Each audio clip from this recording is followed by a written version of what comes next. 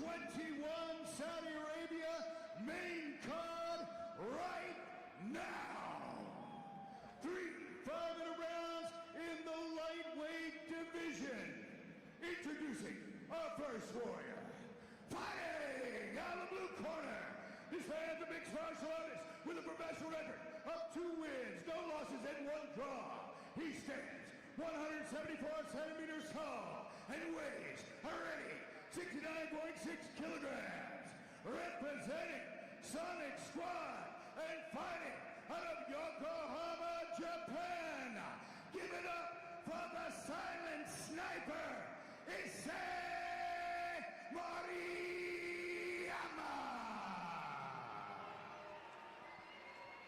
And his opponent, fighting out of the red corner. This man is a mixed martial artist with a professional record of 1 win and no losses. He stands 180 centimeters tall and weighs already 70.4 kilograms. Representing Eagles MMA and fighting out of Dagestan, Russia. Give it up for Usman Nurmagomedov.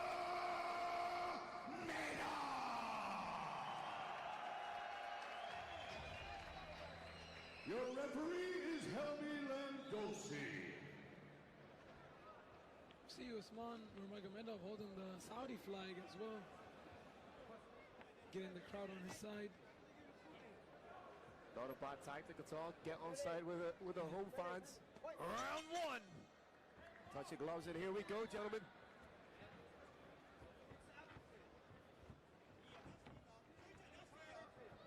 Izzy with the slightly wider base there, as if he perhaps heard the name and is anticipating the wrestling. Yeah, but look at him. He's keeping the high base, working with the striking.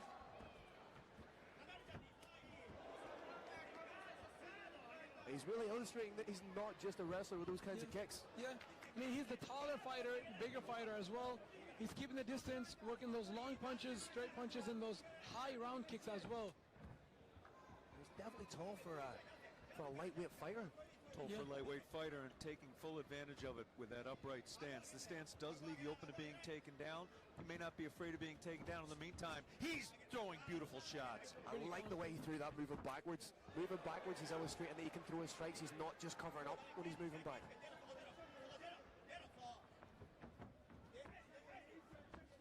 Oh, beautiful hook. Oh, on a straight. Inside Moriyama's hands are down, and that's why also he keeps getting caught with those punches as well. Oh, dropping his hands.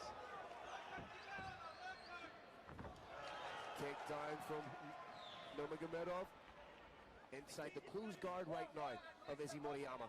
We've seen who has the superior striking. We've seen who has the superior wrestling.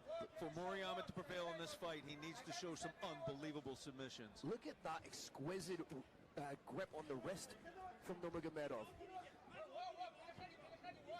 He just has that there, exposing the face, just clamped onto the wrist. If he can unload some ground and pound to the side of the face of Moriyama, which isn't protected. So we're seeing that grinding, grappling that comes from the Nurmagomedov family. He's working that right now. When he was standing, he had the great striking, but now he's on the nasty chicken ground. wing, guys. Yeah, holding him down. You can see he's locking on his legs and just punching over there. If he ups the frequency of strikes a little bit here, oh, he could be going for almost like a quasi Kimura with one hand. But it's a beautiful position just to incapacitate your opponent and take them where you want them. One thing you can see, he's not just grappling, he's really mean with his grappling as well. Oh, look at those elbows, just cutting right into the head of Moriyama. Moriyama cannot sustain this type of attack for very long.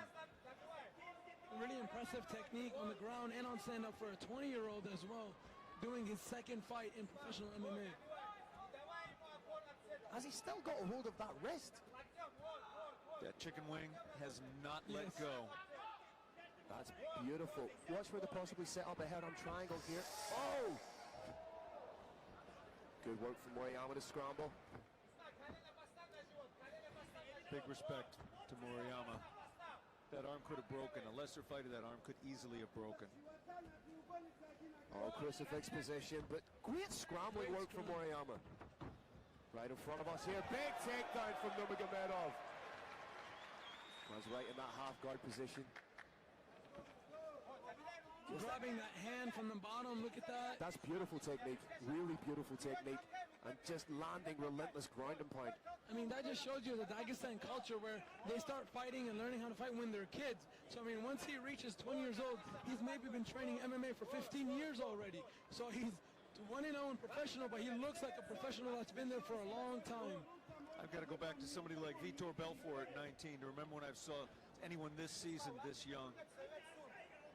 If he just continues to land that ground and pound whilst incapacitating the wrist, he may leave referee Helmi Lendosi with no option but to stop the fight if he ups the frequency. Yes, and if it reaches the second round, I would give the first round maybe a 10-8 as well, because it's just complete domination on ground and on the stand-up. Great point, Chump. There's that one-on-one from behind the head again, and there's those shots raining down. Can he just get the wrist free and just really for the last 40 seconds here, we could be witnessing the very start of the end here. To see I think it's over. Helmi Lendosi has stopped the fight. What beautiful ground and pound, all stemming from that grip he had, just running the arm behind the back. He was landing the punch shots, but as soon as his corner involved him, there was perhaps 30 seconds left. He upped the frequency with ruthless aggression, leaving referee Helmi Lendosi with no option but to call an end to the fight. Excellent job by Helmi Lendosi. Didn't call the fight too soon, didn't call it too late. Our fighter's okay. He's talked with the excellent medical crew here. He's already up, looking through the doctor's eyes. He's going to be fine. Just a little heartbroken, you know. Just hit the first injury. The first injury is always bad. So here we see just that really well-rounded strength here of Usman Nurmagomedov. Again, living up to that statement that I am not just a wrestler. The way he needed to, he implemented a beautiful wrestling game for mixed martial arts. Yes, Again, he's so fast. yes, especially on 20 years old, and still second fighting professional league. I'm very excited to see what this young man may do next inside the Brave Combat Federation game. Still lighting his moves, still looks like he wants to go for another couple of rounds. But we have nothing left to do but set it up to the roaring lion of Brave, the wonderful Mr. Carlos River. All right, ladies and gentlemen, what an incredible way to start our main part of the night. This fight comes to an end at 4 minutes and 25 seconds of the very first round. Your winner by TKO through the strikes from Dagestan, Russia, Usman Nurmagomedov.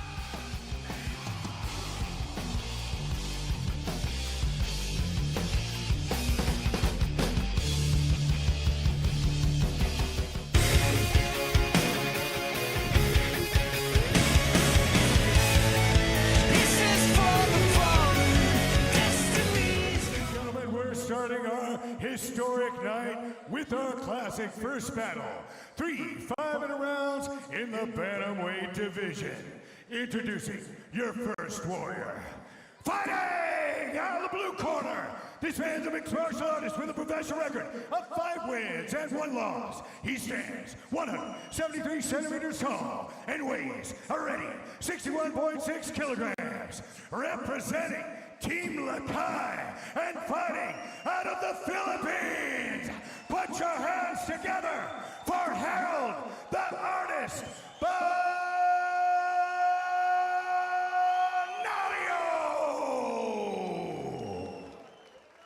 And his opponent, fighting out of the red corner. This man's a mixed martial artist with a professional record of 4 wins and 1 loss. He stands 169 centimeters tall and weighs a ready 61.4 kilograms.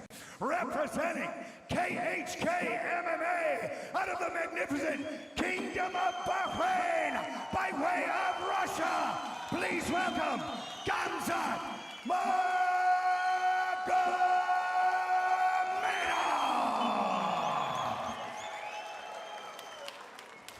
Your referee is Lee Doyle.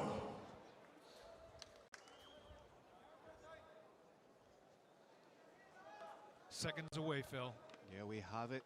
Veteran referee Lee Doyle draws the first assignment of the night. It's the Philippines versus the Kingdom of Bahrain.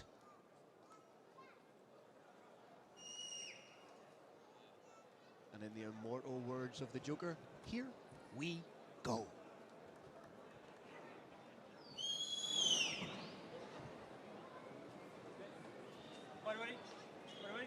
It's on! Respectful glove touch. Both men fighting out of the orthodox stance. I think what we're going to see is utilization of jab work from Harold. He's going to be acutely aware of just how dangerous this stifling, suffocating game of Khamzat Magomedov is. Phil, I'd really like to see the artist moving around a little bit more than we're seeing. Oh, beautiful front kick right to the chops. That might elicit the shot from Khamzat. He seems to be just trying to pressure Harold against the cage and then shoot in from there. Has that beautiful style of once he gets to the cage, there's almost an inevitability about his takedowns, utilizing good footwork of both men. Khamzat, of course, is highly respectful of that kicking game. Those Sandak kicks can take you out. I did not believe I would see that. Benario with the Filipino shoot. shot. Nice knee in the clinch there from Harold. Phil, I think from a psychological point of view, that was a huge moment. He said, anything you can do, I can do too. Benario has the underhook on his left side, using that just to try and lever the body of Khamzat Magomedov towards himself. Khamzat setting up a takedown. That's a huge movement. Speaking about huge moments, that was absolutely huge. The trip defended, but there we have it against the cage. Big elevation takedown. Boom!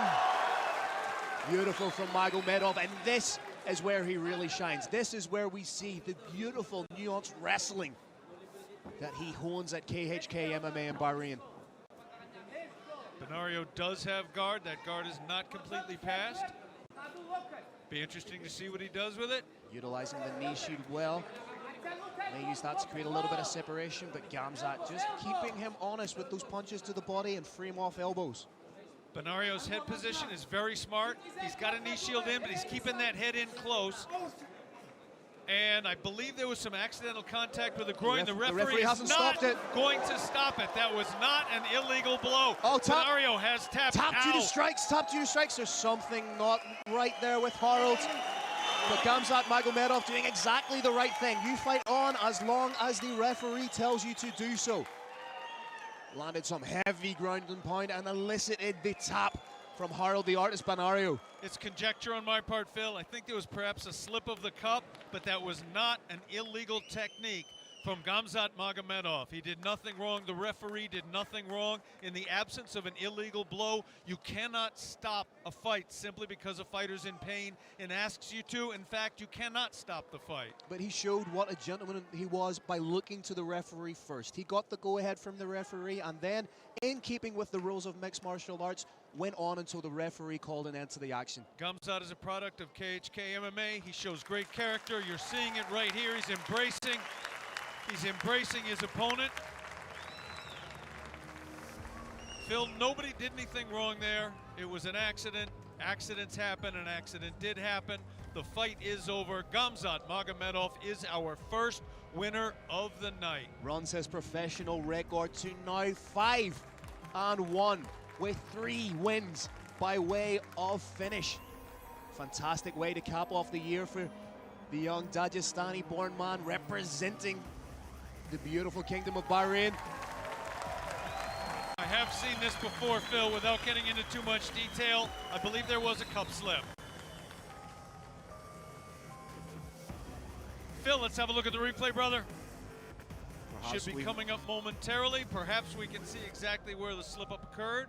So there we see Khamzat going to work, landing the little pot shots, advancing his position, and as you say, it's something errant with the equipment as opposed to something that Khamzat's done.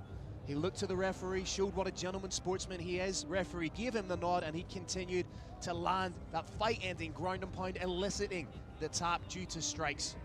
But there we see a great start from Harold Benario. Landed a beautiful front kick, went in for the shot, which was defended expertly by the wrestling champion himself. And there we see the end of the round. Ground and pound. Heavy, heavy hands from that half guard position, that anchor position, again eliciting the tap. Thank you to our sponsor, Green Hill, for the replay. We just got word from our referee, Lee Doyle, that it was a malfunctioning piece of equipment, the cup there. Phil, I liked how this fight was going so far. I love the fact that Benario actually shot on the great Russian wrestler. Harold Benario being stretchered out. He's going to get world-class medical care here. I have every confidence he'll be all right tomorrow. For the first time tonight, let's make things official by throwing it up to the Roaring Lion, Mr. Carlos Kramer. All right, ladies and gentlemen, an explosive end to our first battle in the cage tonight. This one comes to an end at 2 minutes and 6 seconds of the very first round. TKO, tap out due to strikes, your winner, Gamzat Magomedov!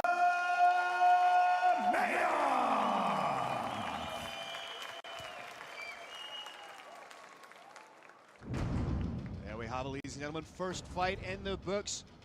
Another big win for Gamzat Magomedov against an international world-class level opponent.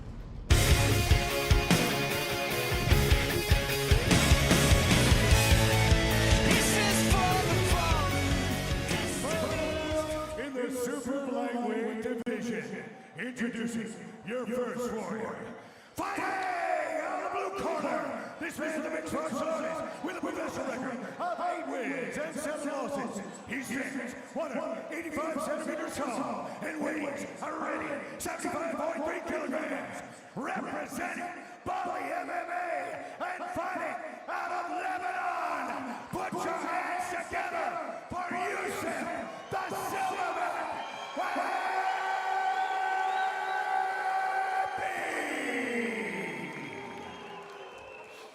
And his opponent, fighting out of the red corner.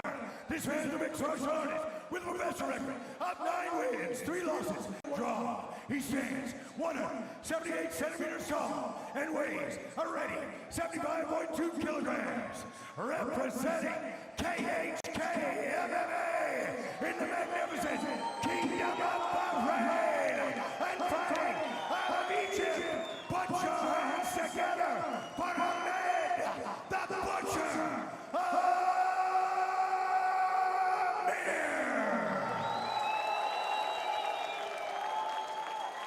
Your referee is the Bandit, Decky Larkin.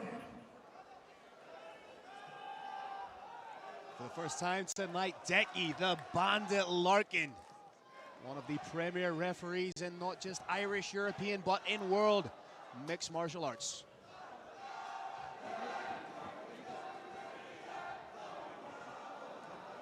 Both men light on their toes already, biting at the bit to get in there and get it done. Crowd are really digging on this fight. Huge Lebanese contingent here. Oh, they're starting big, Phil.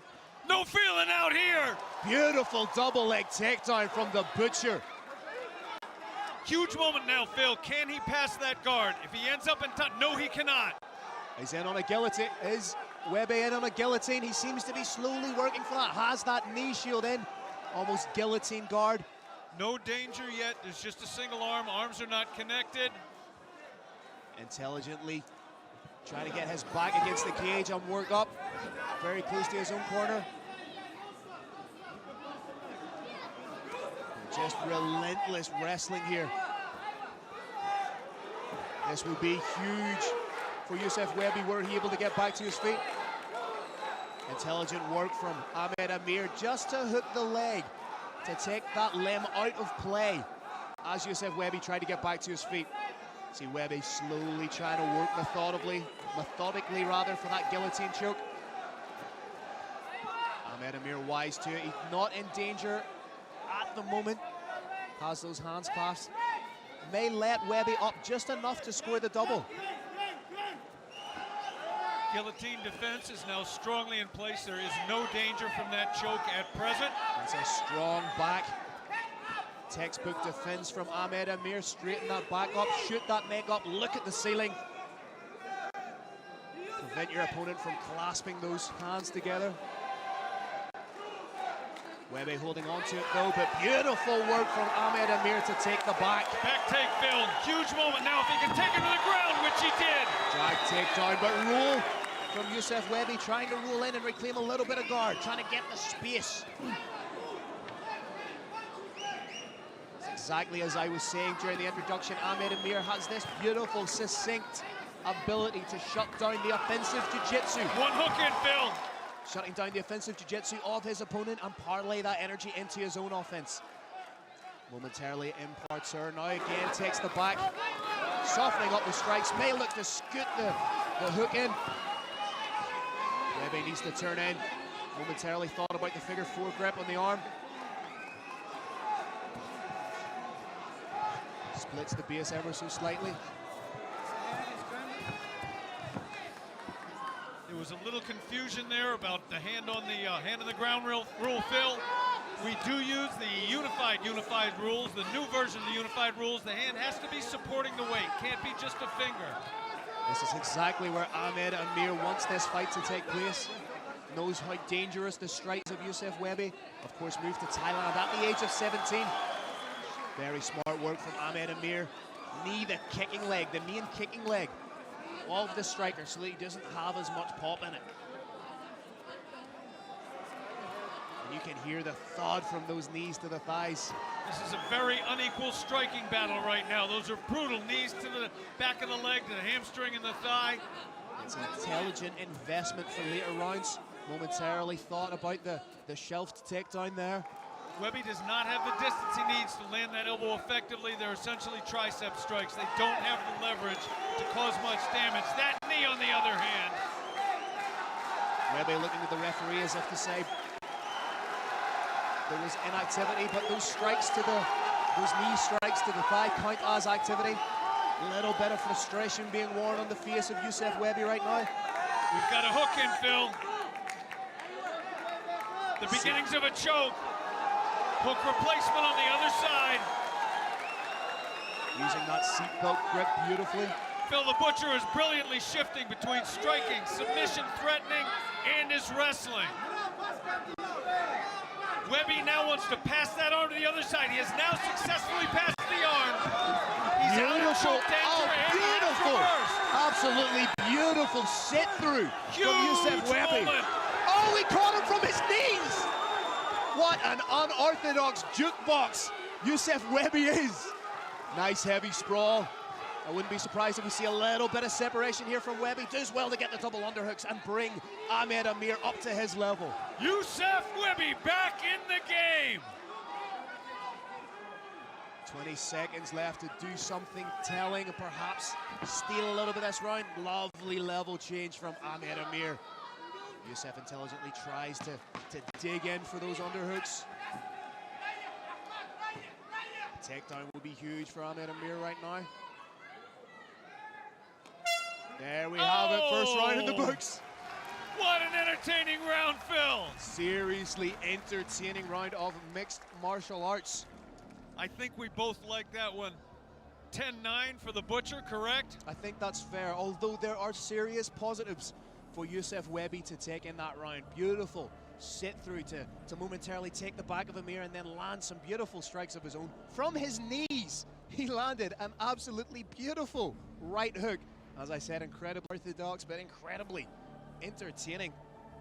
I would love to see that again if the guys in the truck can hear me. That was fantastic. Webby showing just how dangerous he is, and Ahmed Amir showing just how methodical he is as a mixed martial artist, shutting down the offensive weapons of Youssef Webby. Phil, Greenhill replay, walk us through. There we see beautiful open to the round, heavy leg kick from the silverback. And then from there, it was all about the wrestling. Beautiful trip takedown from the Butcher.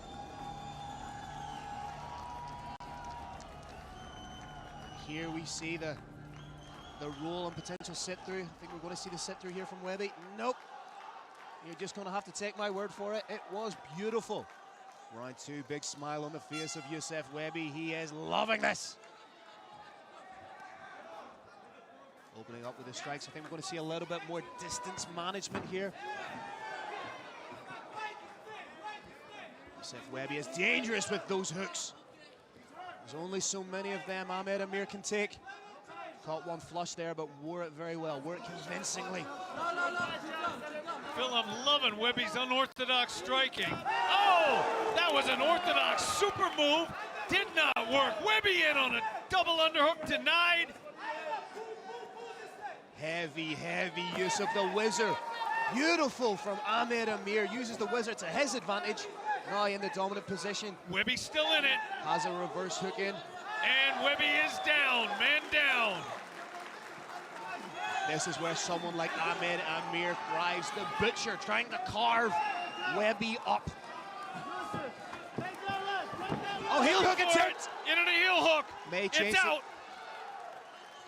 Webby showing he's got some dangerous jiu-jitsu as well. Needs to be wary of a potential arm triangle if they maintain this position. The Lebanese contingent here in Jeddah really getting behind their man here. Threat of the head-on triangle negated there. Phil, we've talked about it before. Shots from the audience, from the television audience, going to look like they don't hit hard, but we can hear these. These are hard blows raining down. Knocked the mouthpiece out. Again, another attempt at a lower limb In on submission. the leg.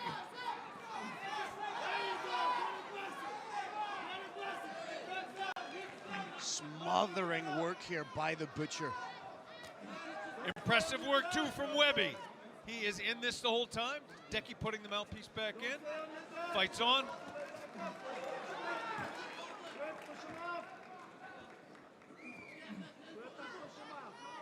Yusuf Webby doing the right thing by trying to get onto one hip and shrimp out. Create a little bit of distance, maybe try and reclaim guard. That's easier said than done when you have somebody with the wrestling and submission ability of Ahmed Amir. Needs to be wary of giving up the back here. Both hooks in from the butcher, switches to the body triangle. The thing with the body triangle, Carrick, is every time you breathe in, that vice-like grip gets a little bit tighter. He's underneath the chin. Could we see the top here? He's gone palm to palm on it. This looks super deep. Snap or tap. He's fighting back still. Serious resilience from Yusuf Webby. Webby's a tough man. Short choke. Oh, he's gone palm to palm on it. It's over. Short choke's in place. That could be it. Webby fighting back. What is Yusuf Webby made of? I'll tell you what he's made of. Serious grit, heart, and determination. Ahmed Amir has the back now, just playing the waiting game. Yusuf Webby winning, but he's winning fans. This is a bad man. Oh, shot lands. The choke's in again, Phil. Oh, but he's doing the right thing. He's pulling down the choking hand. Very intelligent work here from Yusuf Webby. Oh, there's the top! It's over! Beautiful submission for the KHK man. The 7th submission win of his mixed martial arts career. The 3rd submission win by way of rear naked choke. The butcher gets the tap! Bullseye of the cage to embrace Chekali. Congratulations all around! Bullseye of the cage to embrace his coach, Eldar Eldarov. Fantastic win by the KHK man. Crowd goes crazy! The butcher making his way back into the brave cage for the official announcement. You have to also take your hat off and give props to the resilience of Yusuf Webby. That's a man with some serious heart.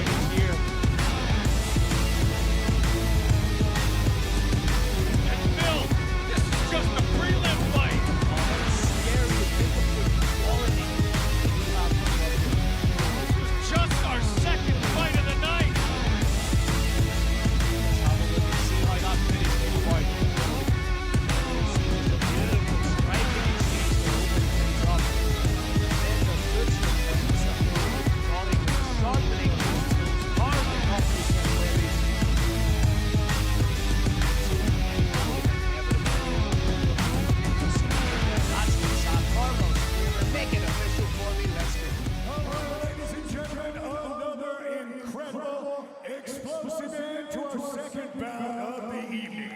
This comes to an end at 3 minutes, 28 seconds of the second round. Your winner by tap out, rear naked choke from KHK MMA, Ahmed the Butcher Amir.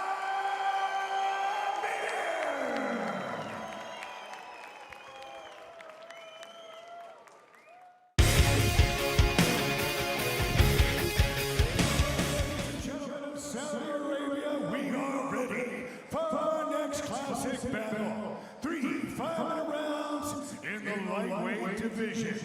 Introducing your first warrior.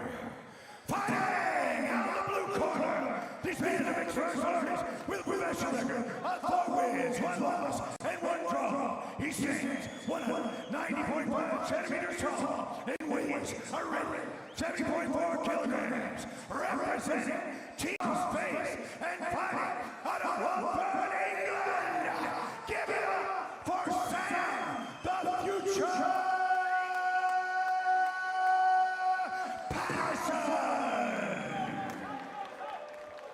and his opponent, fighting out of the red corner. This man's a mixed martial artist with a professional record of 2 wins and 3 losses. He stands 188 centimeters tall and weighs a ready 70.4 kilograms, representing SBG Ireland and fighting out of Dublin, Ireland.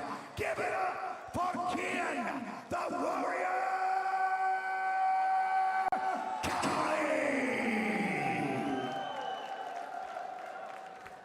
Your referees, Decky, the Bandit Larkin. Phil, quick shout out before this epic fight. I'd like to give thanks to KHK Sports and KHK Media. KHK Sports, KHK Media, thank you for the sponsorship. Serious buzz around the arena for this fight. Cian Cowley looks primed and ready to go. Sam Patterson did not want to touch gloves.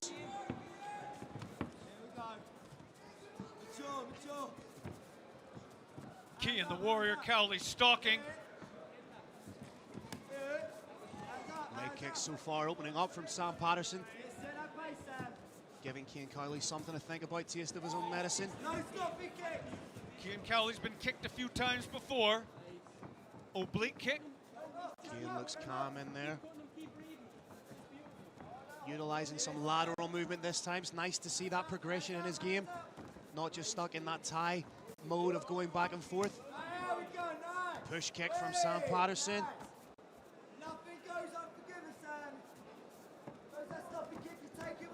Head kick attempt from Patterson. Went low, went high.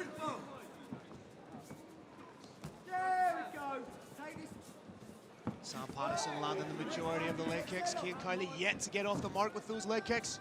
Phil Simms' chin is just a little high. I'd like to see that chin tucked a little bit. Cian maybe trying to set him up for a straight right. Very much a striking battle engaged so far. You can see a little bit of reddening up on the body of Cian Cowley.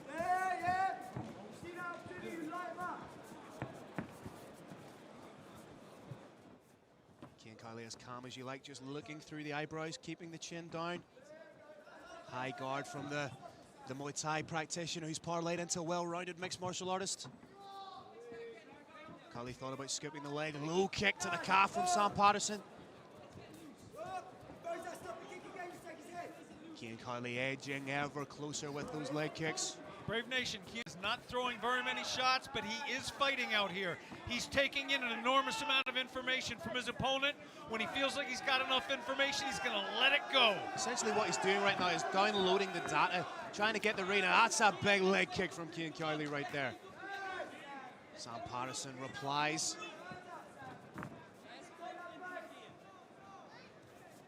Nice movement so far from Sam Patterson. He's not being a stationary target for Cian Cowley to tee off on. He's landing his strikes as he moves. Very intelligent, but Cian Cowley now with the jab. High guard from Cian Cowley.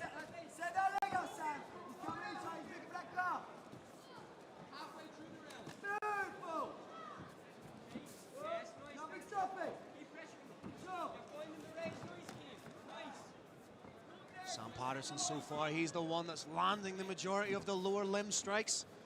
Utilizing lateral movement, as I said, not being a stationary target.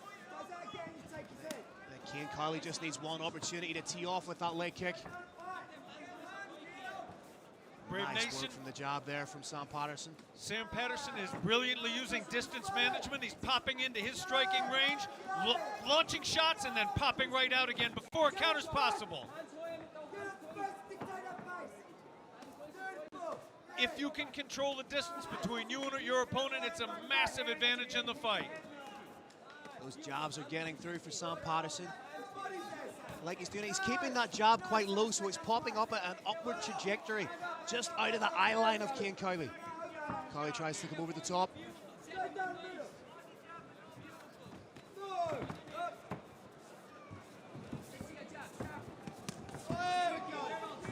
Those hooks are just landing on the shoulders. Clean hook landed by Sam Patterson, momentarily wobbled Cian Carley. Sam Patterson staying cool, not trying to take advantage of that momentary wobble. Thought about the spin.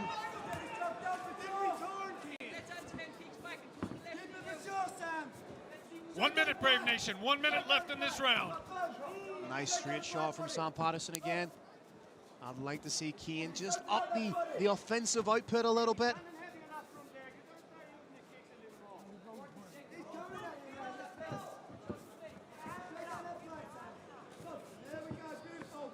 Cian Carley utilizing lateral movement as well.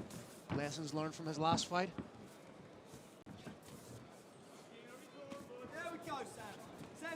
That jab so far is working money for Sam Patterson. Gets through with a straight. Jab is as well as the calf kick.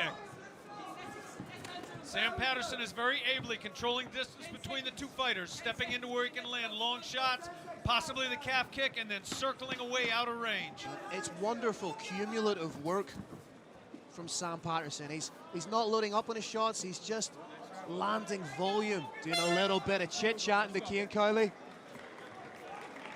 Teeny bit of trash talk, maybe you could call that a little trash look. A little bit of blood coming from the nose of Cian Carley, but as I said, it's all about the cumulative damage being rendered here by Sam Patterson. It's just pop, pop. He's not trying to land one big knockout punch. He's not loading up on his strikes. Very intelligent work, very intelligent approach from the young Englishman. It was indeed. That is a very clear 10-9 round for Sam Patterson. Walk us through the Green Hill replay. And there we see the lateral movement of Sam Patterson. Again, not loading up, but some of these shots are getting through. That jab so far has been absolutely money for Sam Patterson. All about the straight shots so far. As I say, I'd like to see Cian Carley just up the offensive output. He's had a round now to download some of the data that he's being given from Sam the Future Patterson. Let's see how he's processed that data and what he's going to do with it now. Phil, Cian Carley's corner has very intelligently given him a couple of attacks they want him to use, and they want him to use them very shortly into this round, and they want him to use them a lot. Here we go, round two. I believe we're going to see a more fired up Cian the Warrior Carley in this round. Sam Patterson tries to initiate the clinch. Beautiful short elbow from Cian Carley. And again. Cian Carley getting a little bit looser in there. Again, Sam Patterson with that exquisite jab. Just seems to have found the range with that beautifully. Phil, it was Patterson that initiated that clinch. I don't think he's going to want to clinch again. I think he's going to be most comfortable staying on the outside. That's a solid straight. Doing that. He stuns Cian Carley with a stunning straight. Cian Carley bounces right back up, showing his athleticism and cardio. Phil, I'd like to see Carley try and tie his opponent up. Goes to the body. He can't stay static. He can't allow somebody with the pinpoint accuracy of Sam Patterson to tee off on him in a situation like this. Again, Sam with that cultured jab. Seems to have opened up a little bit of a cut just above the left eye of Cian Carley. Nice slip by the Warrior. Short elbow, but seemed to land just on the gloves. But again, bombs coming in from the future. Straight shots from Sam Patterson. Beautiful work.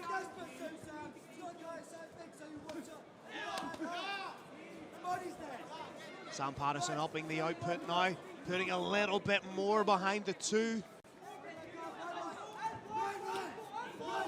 Cian needs to get his head off the center line. Cian, the Warrior Cowley, calling it on. Warrior by and it's name. Coming on. Warrior by name, warrior by nature. But with every strike that lands, Sam the Future Patterson is growing in confidence.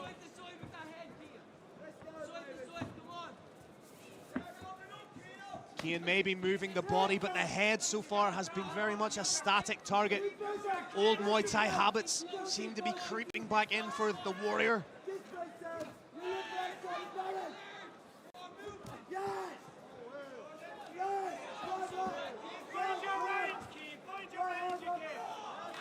Phil, we may see it right. There it is. It's all about the straight shots from Sam Patterson, and right now he's landing at will on Cian Cowley. Cian Cowley with the clinch. Sam Patterson has double underhooks. Thought about that guillotine, as we said at the beginning. Sam Patterson, 2 of his submission wins by way of guillotine. Phil, this may be a crucial moment for Cian Cowley. If he can show a clear advantage in the clinch, then that's where he wants to be in the fight. If he becomes dominated in the clinch, it becomes a very tough night for him. Nice head positioning from Sam Patterson. Just that is an extra limb with which to create a little bit of leverage or leverage, depending on where you were brought up. Good knee to the body from Sam Patterson. Cian Cowley right in front of his corner here. Shades of the John Bruin fight. Cian Cowley just trying to clamp down with that overhook. Nice work from Sam Patterson to break the grip of Cian Cowley. Right in front of us here in our broadcast position.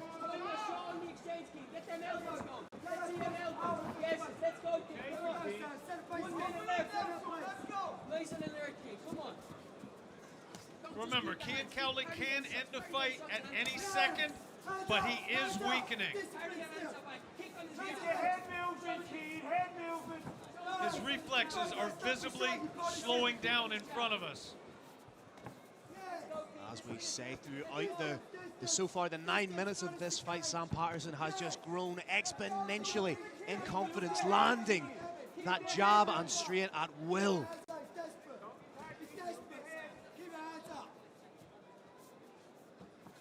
And Phil, although the Future is growing in confidence, he's not being cocky.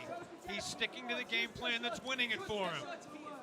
Controlling the distance, landing long shots, primarily the left jab, some right calf kicks, and every once in a while he drops a right down the middle like that. There it is. You can see Cian Cowley wearing the battle scars of this contest so far. Less than 20 seconds left in the second round. The vision of Cian Cowley of that left eye may be getting impaired as it's really starting to swell. The corner team, the cut team, will be trying to leave their mark on that eye. Oh, tough round for Cian Cowley, Phil. Another solid round for Sam Patterson. Again, showing just what a cardio machine he is by popping those shots off, getting on his bike. And so far, Cian Cowley doesn't quite have an answer for the movement and straight shots of Sam the Future Patterson. We are looking at 2018 round. Let's look at the Green Hill replay. There we see just that beautiful culture right. Stuns Cian Cowley. Momentarily drops him to the canvas.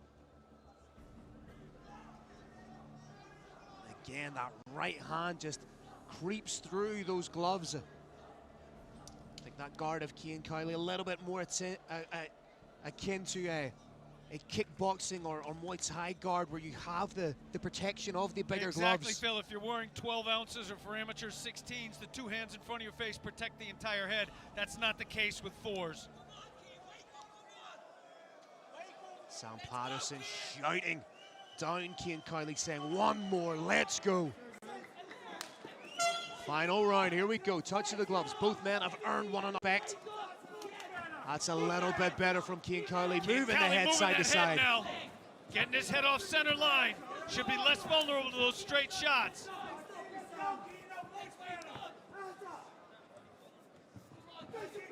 Kian now slipping and trying to load up with attacks of his own.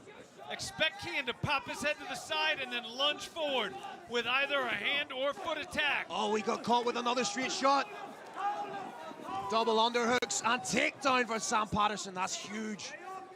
Could be on the guillotine. I believe this is it, Phil. Could this be the third win by guillotine in the career of Sam the Future Patterson?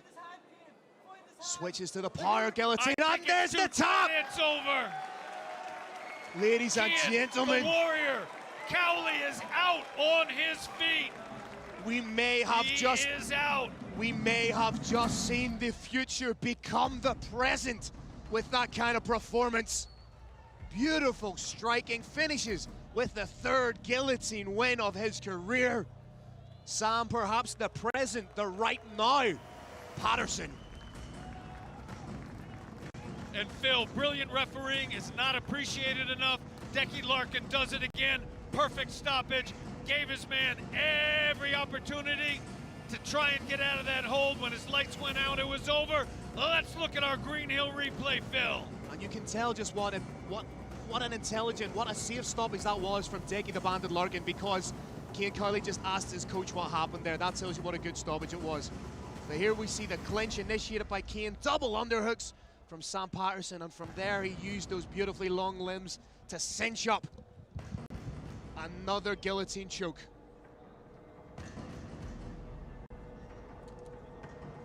There it is, just used his chest to weigh down on Cian Cowley. Decky Larkin checking the hand that went limp of Cian Cowley.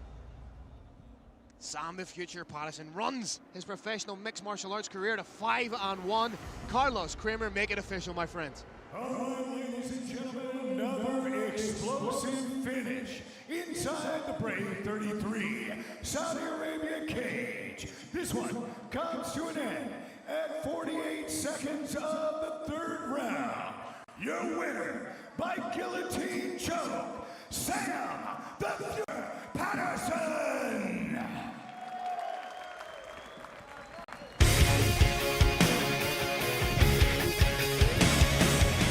Introducing your first warrior. Fighting out of the blue corner, this man's a mixed martial artist with a professional record of 11 wins and 4 losses. He stands 191 centimeters tall and weighs already 92.1 kilograms. Representing Grants MMA, Toronto, Ontario, and fighting out of Trinidad and Tobago. Give it up for Todd the Black Hawk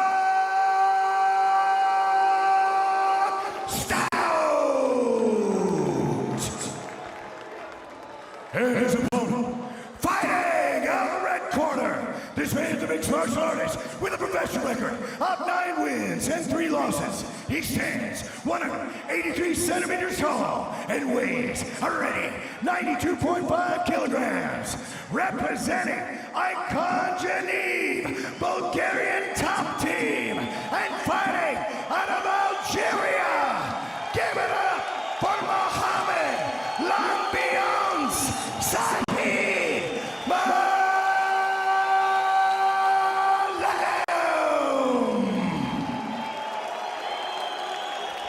Your is Decky the Bandit Larkin. Big thanks to the Saudi Olympic Committee and the Saudi MMA Authority. Again, big thanks, Saudi Olympic Committee, Saudi MMA Authority. Decky the Bandit Larkin has the unenviable task of keeping these two behemoths at bay and in check in this light heavyweight tear-up. Lambiance versus the Black Hulk. Big shot slip.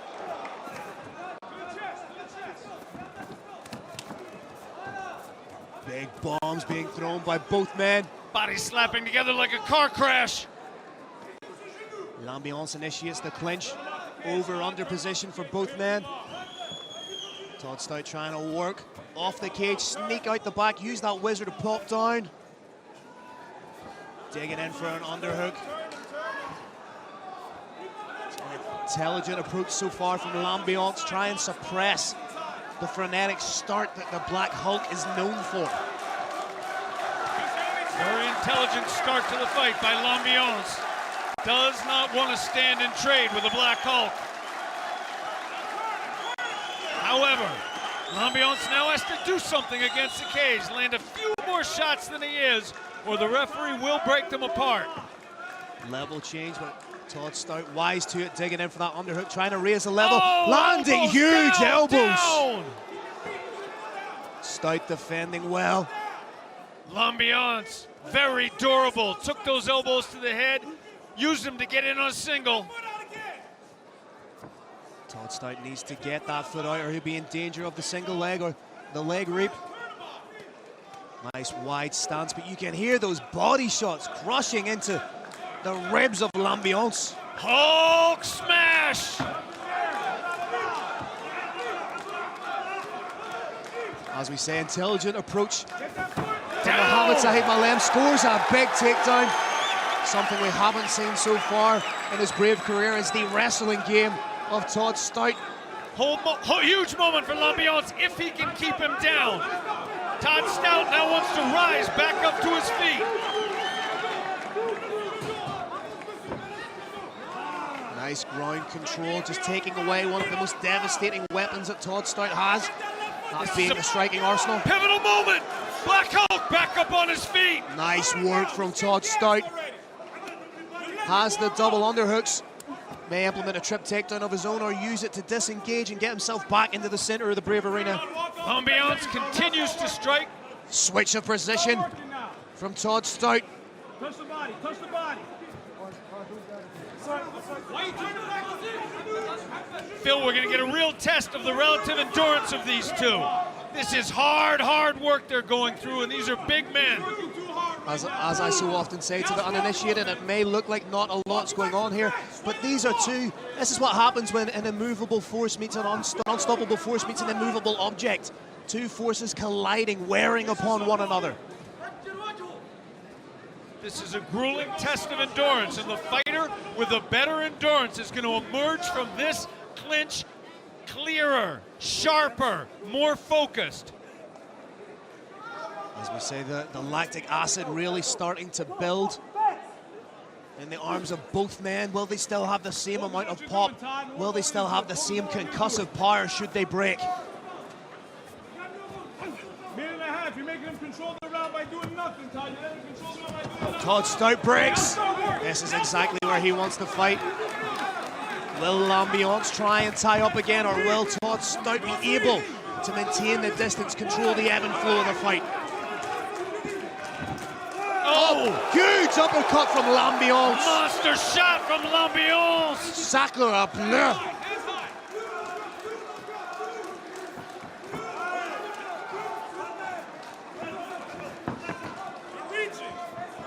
Shots coming just ever so slightly slower from Todd Stout. How much is that clinch taken out of him?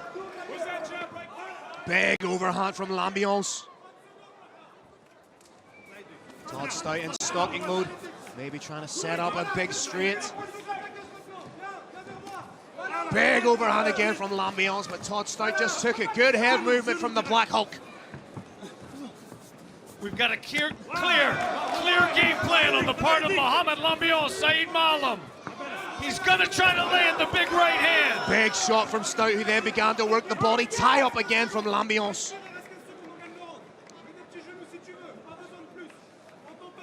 Clear game plan here, Phil, from L'Ambiance. He's either gonna try and tie his opponent up or separate and try and set up that straight right hand. Good work from Todd Stout to get the fight back. Short elbow, wobbled him momentarily wobbled him with the short elbow. Saved just a little by the bell. Frenetic finish to the first round there. L'Ambiance earning the respect of the Black Hulk. Closing the distance, not allowing him to go full Hulk smash. Landed that delicious little elbow as just as the buzzer went. L'Ambiance showing it, and here's our replay from Green Hill. Opening up with big strikes. And here we see the game plan of L'Ambiance trying to wear on Todd Stout, but eating some serious elbows for his trouble. No pain, no gain on his shorts, and he was certainly living by that ethos when he received those elbows. Scores the takedown. Todd Stout able to get back up to his feet. Nice short uppercut, catches Todd Stout just as he comes in. It's going to be interesting to see. Look at the focus on the face of Todd Stout. That's a big man who wants to get that round back. Charges over to L'Ambiance.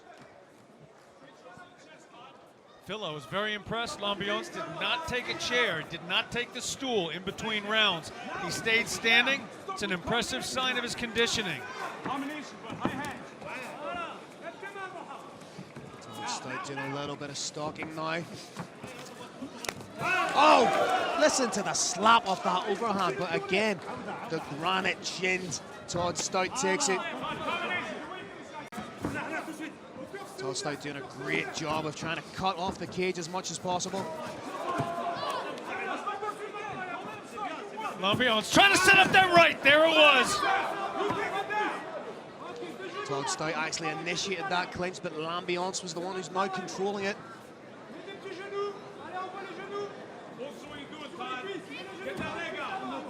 L'Ambiance likely, he feels comfortable in this clinch. He's likely to do as much as he needs to allow the referee to stay there, but I don't think he's going to take a lot of risks from here. You're not going to see any lateral drops. He's going to stay in tight, land some short shots. Decky Larkin calling an end to the action for a little bit of cage grabbing there from the former Algerian wrestling champion.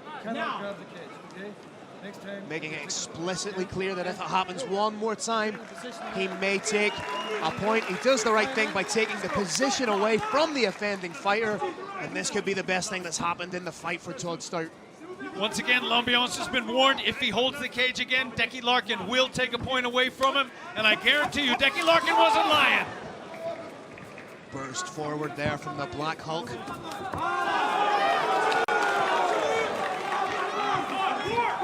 These shots are bound to be making Todd Stout angry, and you would not like him when he's angry. L'Ambiance backing up, trying to set that right hand up. Trying to draw his opponent forward. Overhand. There's a short one in-handed. He caught him coming in with that right. Caught with a short uppercut. Inverted triangle. Crooked head scissor. Needs to close the legs if that's happening, but negated by the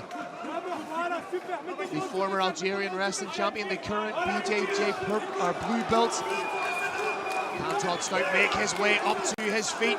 Has he dusted off the cobwebs of that strike? Sneaks out the back, good work. Todd Stout back up. Front headlock position. Front head, switch to a guillotine. Very intelligent use of the cage by L'Ambiance. Switching to a power guillotine, using his chest to compress the body of Todd Stout. Stout momentarily thought about the single leg. Needs to be wary of the knee to the head. That's an illegal knee. The head is illegal. The opponent's hand was down fully on the ground, supporting weight. Todd Stout fully entitled. Decky Larkin. 1 point for taking a point away. Now this adds a completely different complexion. This adds a completely different complexion to the fight now, Kerry.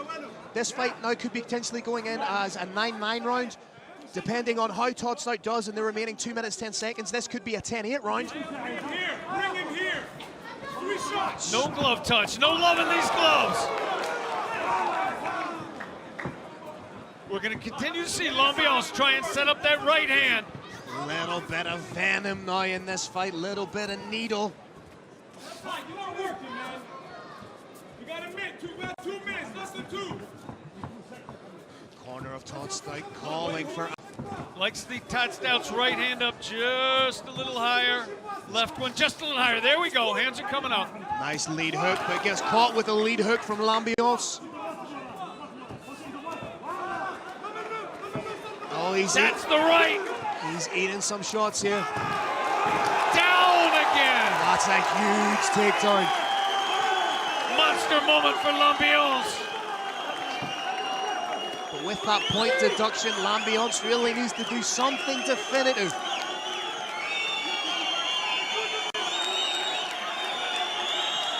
Just over a minute to go in the second round here. Todd Stout trying to power back to his feet. What has Stout got left in the tank? What can he summon?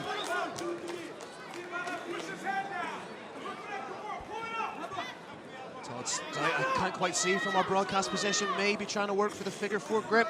Use that Kimura grip as a sweep. Has the knee shield in. Burst of explosion there from Todd Stout, but L'Ambiance able to ride it out. Short time, Brave Nation, 30 seconds. Mohammed Saeed Malem just in the side control position right now. Has an arm isolated. Todd Stout trying to roll. Todd Stout never ever giving up. Looking to control his opponent from bottom north-south. Spinning, he's got a knee shield. That's the 10-second clapper. Todd Stout back on his feet as time runs out in the round. As I said, Kirik, this is where it gets interesting. Potentially with that point deduction, you're looking at a 9-9 round.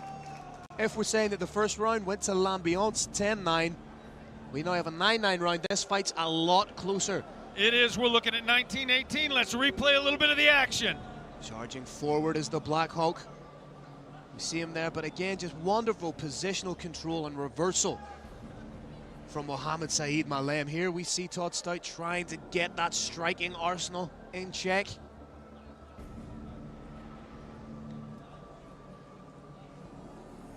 Nice work from L'Ambiance.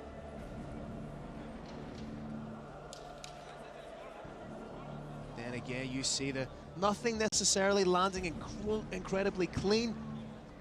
Solid double leg from the Swiss-based Algerian. Third and final round, all to play for. Now, interestingly though, in between rounds there, it was L'Ambiance who looked a little bit more fatigued. How much is the offensive wrestling taken out of him? But he gets caught with a beautiful straight from Todd Stout.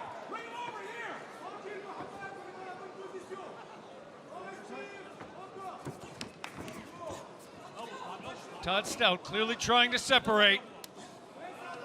Wants to have some room to land those looping shots that he throws in such devastating fashion. And you have to give credit to Mohammed L'Ambiance Saeed Malem and his team. It's been a very intelligent approach to the fight. Todd needed to get his head out, does so. Trying to find that separation.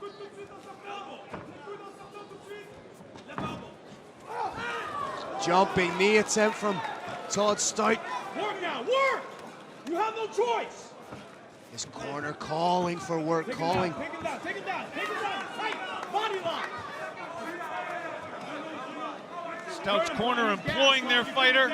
Double under. He's got the double body lock. Be interesting if he could score the trip takedown right in front of his corner now. Personally, I would like to see him disengage and land strikes. Phil, I do believe as L'Ambiance was backing up, he was trying to set up a lateral drop. I think he might have been able to use those double overhooks to effect a takedown of his own. Digging in now to an over-under, returning him to neutral. L'Ambiance takes a big, deep breath. Todd Stout's corner exhorting him, work, work. They want to see him to start throwing bombs. They want to see him starting to Hulk smash. Nice knee to the body there from the Black Hawk. May have been slightly low. Stout acknowledges it, says my bad. The fighter does have up to 5 minutes to recover. It's unlikely L'Ambiance will take the full 5 minutes, but it is fully within his rules to do so. As was the knee on the ground, that low knee was completely accidental. Both these fighters are honorable, clean fighters. And as you've alluded to, L'Ambiance has the full 5 minutes to recover here. It may be within his best interest to do so, as at the start of that round, he did look like the more fatigued fighter.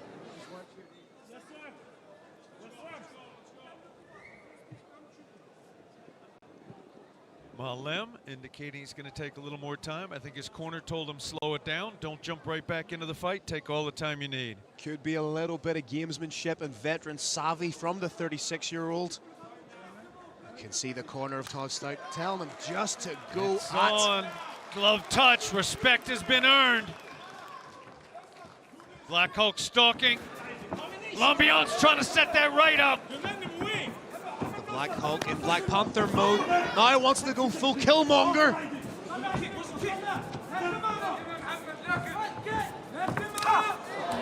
Nice work from Todd Stout here.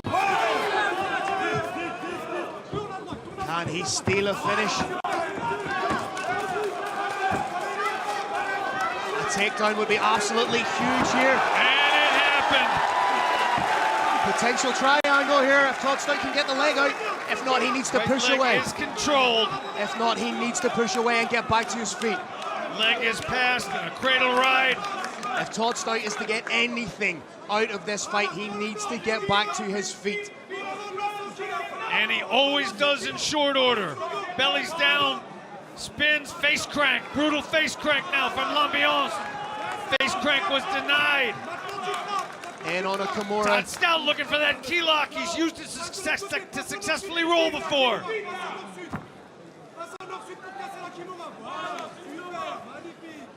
Key lock denied. Todd Stout's going to partially belly down. Try and put a knee down, rise to his feet. Aesthetically, at least, should Lambiance stay in this position, land pot shot strikes, he looks like he's winning the fight. Todd Stout trying to strike from anywhere, as he always does. Looking for the elbow. Punch. Lambiance throwing some shoulder shots, followed it up with a nasty elbow. Todd Stout trying to roll inside, get up on that hip and use it as a means to get up. Lambiance denying Todd Stout the angle he needs to return to his feet. Lambiance intelligently taking Todd Stout away from the cage. 1 minute left. Who wants it more? Your final preliminary bout here at Brave Combat Federation 33. Knee on belly for Lambiance. Momentarily took the position. Lambiance looking for a wrap, may try and take the back. May use his hips to push his opponent to his back. That's what you're seeing. Lambiance riding out this round from top, forcing his opponent to stay flat on his back. 30 seconds nigh on left. impossible to get to the feet. Can Todd Stout, can he summon enough energy? Can he summon furiously? Can he summon something superhuman and get back to his feet? Stout, almost out, denied. Still throwing big shots from bottom. Oh, and he's up, he's up, he's up. He's into a front headlock, he's up. What can he do? Beautiful elbow. Separation, seconds left. He needs to take the fight. And the fight is over. No quarter asked, none given.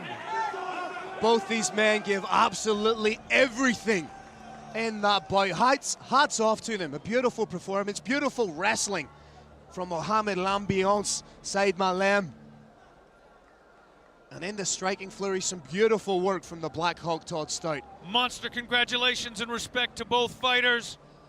And Lambiance, Mohamed Said Malem, I believe, has taken a decision.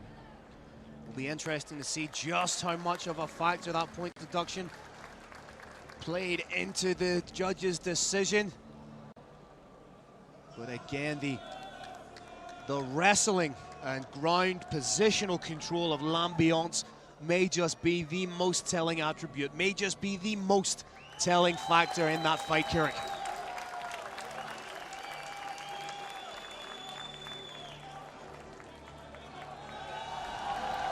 Lambiance scales the cage, accepts the platitudes and warm reception from the fans here in Jeddah, Saudi Arabia.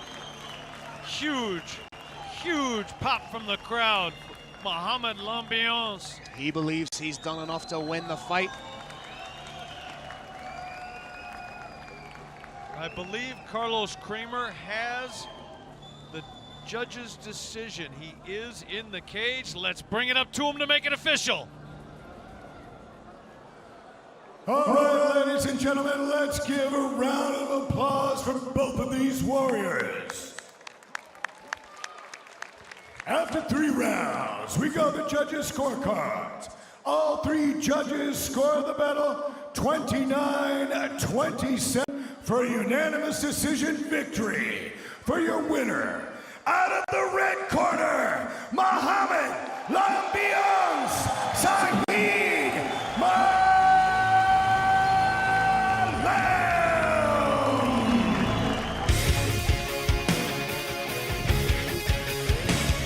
Brave Nation, this next war is 3 5-minute rounds in a catchweight bout.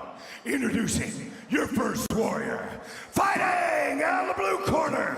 This man's a mixed martial artist with a perfect professional record of 4 wins and no losses. He stands 80 centimeters tall and weighs already 87.4 kilograms.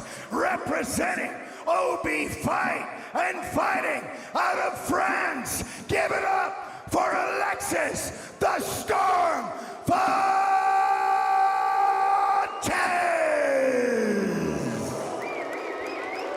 and his opponent, fighting out of the red corner. This man's a mixed martial artist with a professional record of 6 wins and 3 losses. He stands 179 centimeters tall and weighs already 87.7 kilograms. Representing Mokatil Gym and fighting out of Jeddah, Saudi Arabia. Give it up for Mustafa Mokatil Rashid Neda.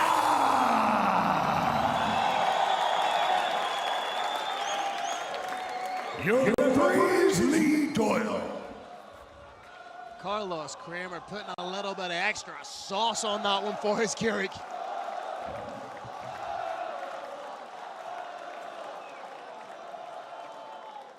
Little disagreement in the corner, trying to decide who's in and who's out. And the fight's on! It's the fight inside the cage that we are more preoccupied with right now. Mokatil stalking.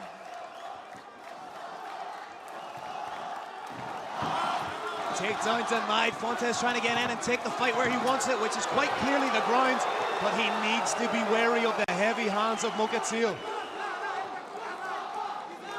Mokatil throwing bombs! Beautiful front kick from the woolly mammoth of mixed martial arts. Oh, huge moment! Takedown denied! Reverse! Mokatil in on the neck. Sprawling hard. The Storm hasn't given up! Mokatil trying desperately to weather the storm. Phil, the fact that Mokatil can stay on his feet is monster. Monster being the right word. Look at the size of that dude's back. Oh! Big shots being thrown by Mokatil. Oh!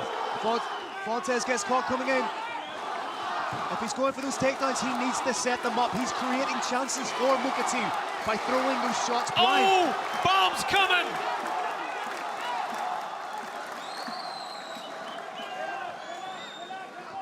Mokatil getting looser and looser in there. As I said, Alexis the Storm needs to set those takedowns up. Ooh, dug into the body with that foot. Mokatil has the likes of an uppercut, has the likes of a knee primed and ready to go. There we see him just swinging the uppercut, letting Alexis Fontes know that it's there. Those low hands, Phil, can be a very clever tactic. It invites the opponent to move in. And when he does, you can catch him.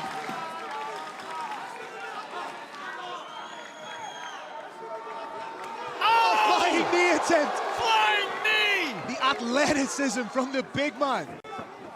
Blind takedown, this time successful for the Storm. In the side control, this is exactly where he wants the fight. Big knees being landed to the side, softening up Mokatil. We are only halfway through this round. Mokatil coming back on his feet. Serious power The and crowd athleticism. goes crazy.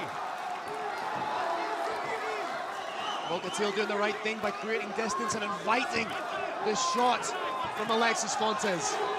Phil, we're watching the fight of the night, baby! Huge shots being landed by both men. And this is now officially the longest fight in the professional mixed martial arts career of Alexis Storm Fontes. Mogatil just looks like he's priming him, setting him up for a big shot. Nice And reaction. a big sprawl! Nice reaction from Mogatil. Oh! Crushing shot to Body the body. shot! But again, the Storm with the takedown. Mogatil has closed the guard. He's going to be trying to control his opponent's head so his opponent can't posture back, start to strike. Armbar attempt. What? The monster striker looking for an armbar. Kick and up. Serious athleticism. Oh! Mogatil! You have to wonder what those takedown attempts have taken out of Alexis Fontes. Spinning back fist attempt landed more in the arms of Mogatil. That uppercut, oh, knee attempt. I was about to say that uppercut is an ever-present threat. So's the overhand right. So's that dangerous sprawl. Oh, he chipped him with the lead hook. Oh, he's done it. That's it, it's over. The referee is gonna stop it. Oh! It's all over. The crowd in Jeddah go absolutely crazy. Woo!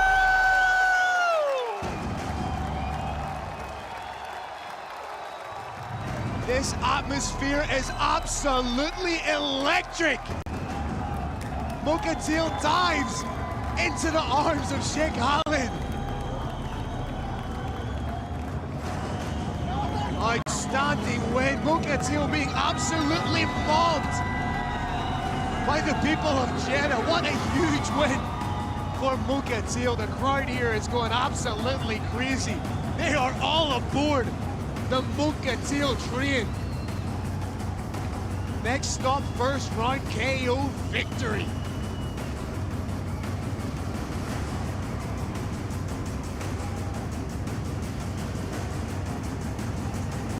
The most difficult aspect of that fight for Mogatil was trying to get back into the cage.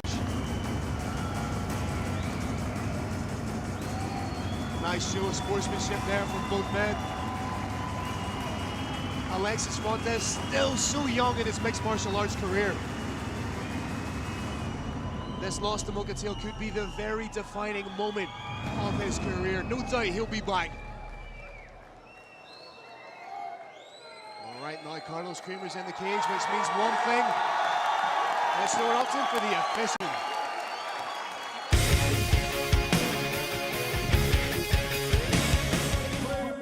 Saudi Arabia and the millions watching around the world, don't blink on this next exciting bout. This is 3 5-minute rounds in a catchweight war. Introducing your first warrior. Fighting out of the blue corner, this man's a mixed martial artist with a professional record of 9 wins and 4 losses. He stands 172 centimeters tall and weighs a ready 63.6 kilograms. Representing Team Lakai and fighting out of Baguio City in the Philippines. Give it up for Jeremy, the Juggernaut!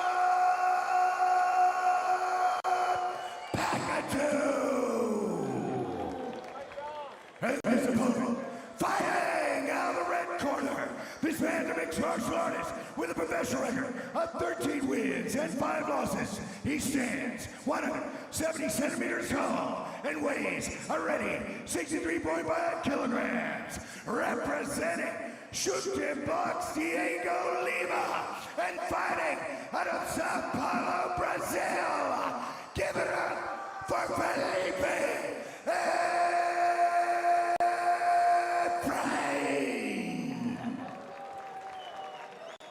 Your referee is Decky, the Bandit Larkin.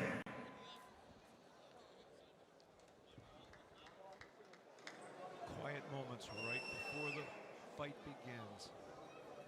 Dickie Larkin letting both fighters know that they are entering bandit country. Here we go. Hand touch, sign of respect. Now there's no love in these gloves.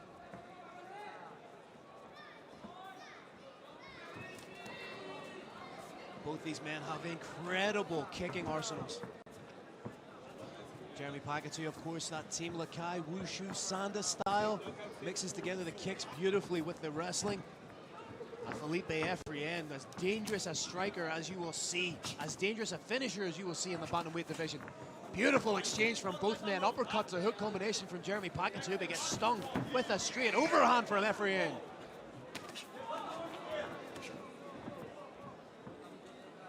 Felipe Efrien seems to be finding his distance. Carrick landing big shots on Felipe Efrien. Phil, some of these shots that have landed could end some of the professional fighters we've seen tonight, but these men are true professionals. Full leg kick. Oh, exchanges strikes. Felipe Efrien with a big strike. Flying knee from Efrien. Rock'em, sock'em, robots. Oh, he dropped him. Oh, Pakatu dropped him. Beautiful. Efrien is down. Harbor Fisher. It's all over. Jeremy, the juggernaut. Pakatu. Unbelievable finish from the juggernaut. A knockout. Clips him with a huge strike. Follows up with insurmountable ground and pound. Unbelievable finish from the Team Lakai product. Woo! Absolutely unbelievable. And Phil, when you stand and trade like that, anything can happen. That's the bravest thing you'll see in the cage. Either of them could be dropped. They're hugging and laughing together now like the brothers they are. What an incredible fight. Both men incredibly brave in the most fitting organization. Brave by name, brave by nature. An organization by fighters, for fighters. Brave Nation, you are welcome. And here comes the replay.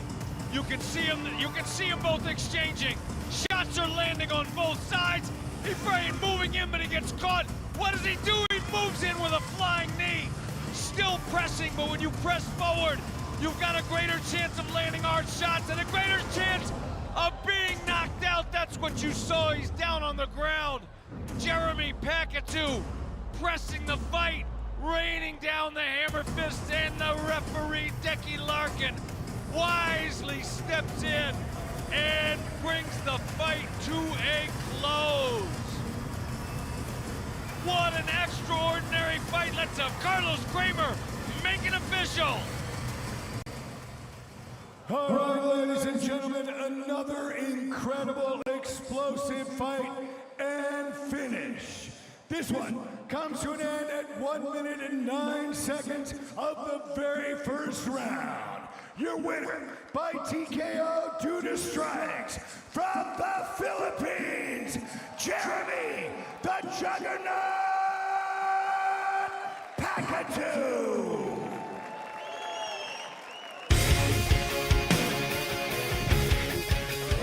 Ladies and gentlemen, this is the Brave 33 Jeddah, Saudi Arabia co-main event of the evening.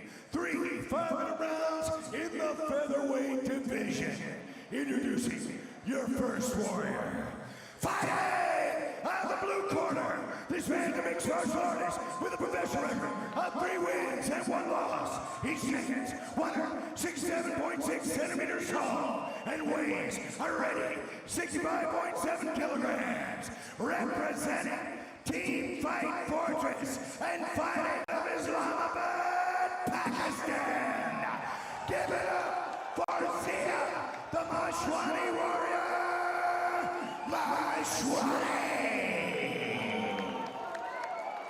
And his opponent, fighting out of the red corner, this man, the mixed martial artist with a perfect professional record of 2 wins and no losses. He stands 175 centimeters tall and weighs already 66 kilograms. Representing Platinum Fighter and fighting out of Riyadh, Saudi Arabia. Give it up for Abdullah, the Ripper of Kentucky.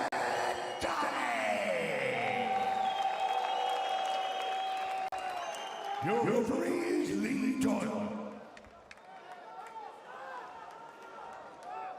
Quick shout out to our hospitality partner, Staybridge Suites. Again, big thanks to our hospitality partners, Staybridge Suites.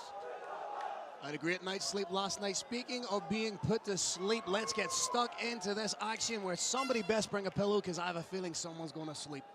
Co-main is on, Phil. Shots fired already. Oh, beautiful hook off the center line from Zaya Mashwani. And again! Oh, no feeling out. Nothing but bad feelings right here. The Ripper versus the Warrior. Already a little bit of swelling creeping up on the face of the Ripper. Ripper stalking. That's a huge leg kick. Ripper doesn't care. Ripper wants to land. Mashwani Warrior has the back. Oh, Victory the Ripper! roll! The Ripper rolls for the knee. Oh, no! Can he get it? Unbelievable! This would be huge. What a scramble. Transition now. Knee bar denied. One of Beautiful the coolest work. submission attempts I've ever seen in the Brave cage. Beautiful scramble work from Mashwani there. Was aware of the danger, knew he had to get out of it straight away. Didn't want to get sunk in a situation where both these guys are dry, lending itself to the submission. Wonderful MMA intellect. Referee wants a little more action. I have an idea he's gonna get it. Serious pace being set here by these two gentlemen.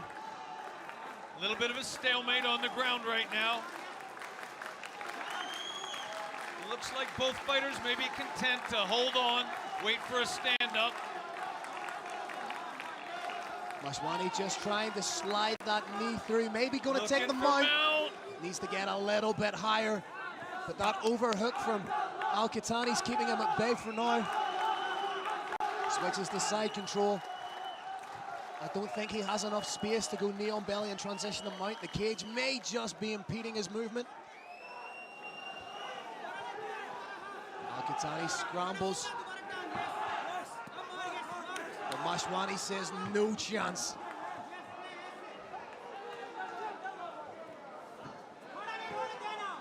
Very nice work from bottom. We've got a closed guard now. Guard not that efficient when you're jammed up against the cage, but a lot better than being mounted. Looking Watch for out the for the armbar armbar. attempt. Mashwani needs to square off those hips. He hasn't got the hips square. The armbar's still on. The Ripper looking for it. Mashwani out. Back and top side control. Mashwani just using brute strength to shut down that submission attempt from Al-Qatani. Has a little bit more space to work here. May go for the knee on belly, sliding through, cutting through into mount. Al-Qatani tried to do the right onto a hip. They're back up to standing. Mashwani in on a single. May look to run the pipe on it, but uses it to switch to the double and just suck the legs out from underneath the Ripper. Beautiful chain wrestling from Mashwani Warrior. He's now got his head positioned perfectly to keep his opponent down. Punches, elbows, should be expected at any moment. There they come. Little bit of a giraffe fight now.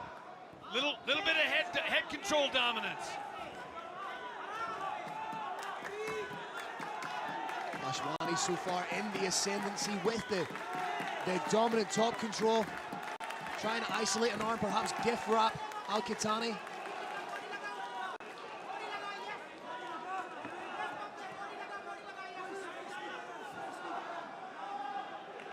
Ripper part way back to his feet. And for a man that usually competes at bantamweight, Zaya Mashwani looks very much at home here in the featherweight division. I'm always happy, Phil, when I see fighters move up. Weight cutting the fight before the fight, it's not good for you. Needs to be wary of being swept here. You can see Al-Qatani trying to pop his hips out. Ripper's dangerous hips. Needs to be wary of that triangle. Pass slip. Scramble from Al-Qatani.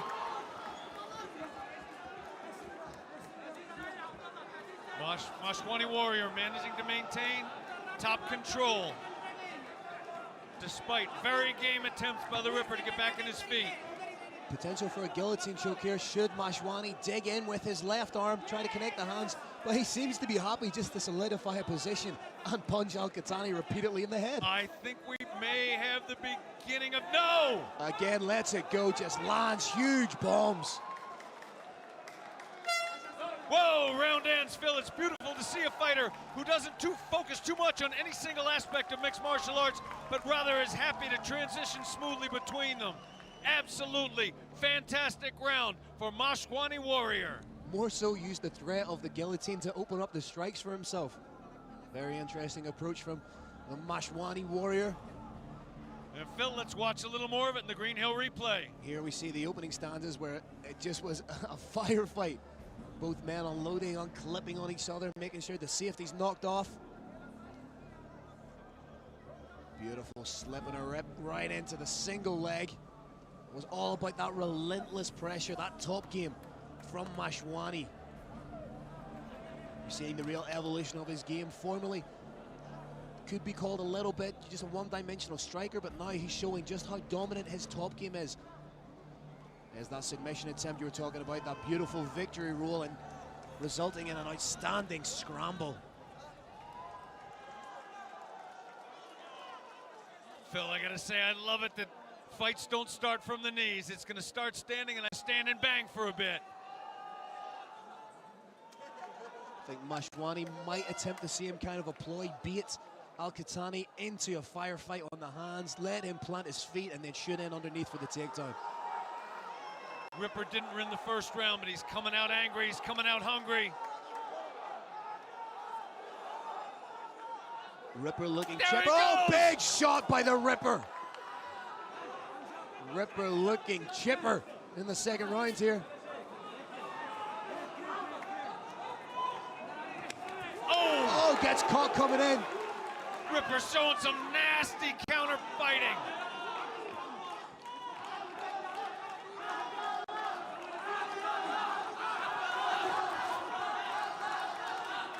Phil, the Ripper's actually trying to goad his opponent into attacking with the hands so he can answer with his hands of his own. Yeah, he's got that counter striking lockdown right now. You can see why he's amassed a 6-3 Muay Thai record. He's saying, hit me, hit me. Chopping inside leg kick.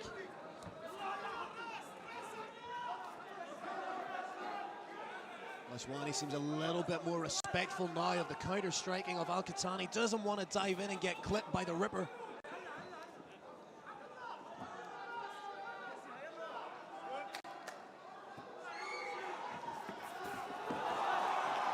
Double leg attempt, a beautiful sprawl that time by Huge Al-Qahtani. moment.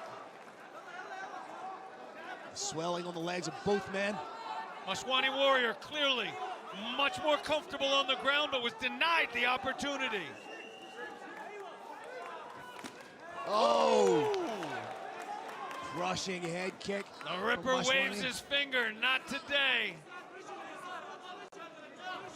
Ripper has to be careful not to dipper his head into that. Or he'll get clipped.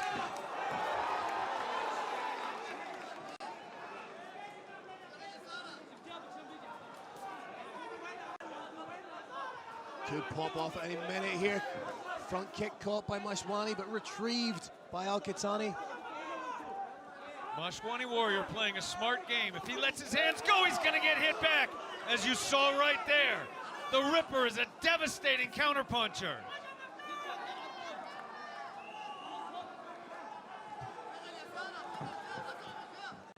Game plan for the Ripper, very clear. Try and get the opponent to punch with him, counter in devastating fashion. He's not gonna counter the kicks, he's gonna counter the punches. He needs to be careful about leading in with such reckless abandon, because that will result in a takedown from Mashwani. We know how good his positional control is. Al-Qahtani does not want to get stuck underneath him. I was very impressed, Phil, though, by the last sprawl. Oh, that very we saw. clean. It was very clean. Nice leaping straight from Mashwani, but didn't seem to faze Al-Qahtani one little bit. Again, a good sprawl, but Mashwani does well to work his opponent to the cage, using it as an added incentive to grab that takedown.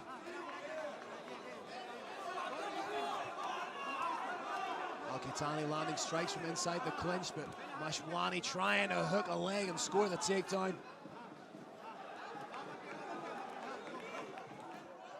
A little under 90 seconds to go in the second round here.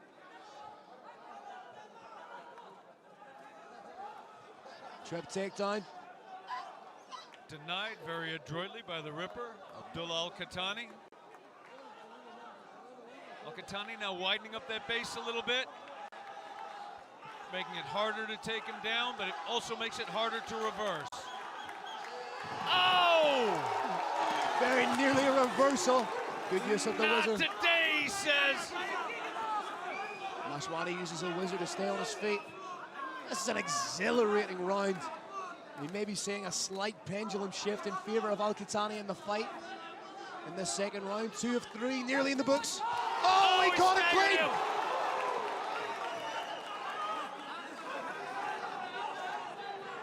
He caught him clean, but Mashwani can take a hit.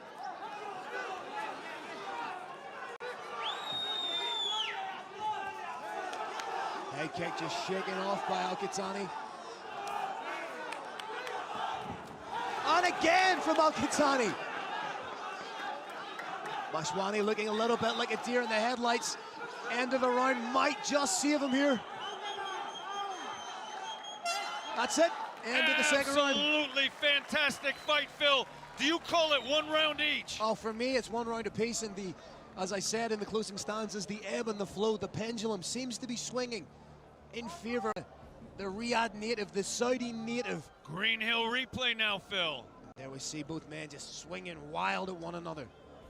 It's really all about the counter striking and clean shots of Al-Qatani against the raw power and athleticism of Zaya Mashwani.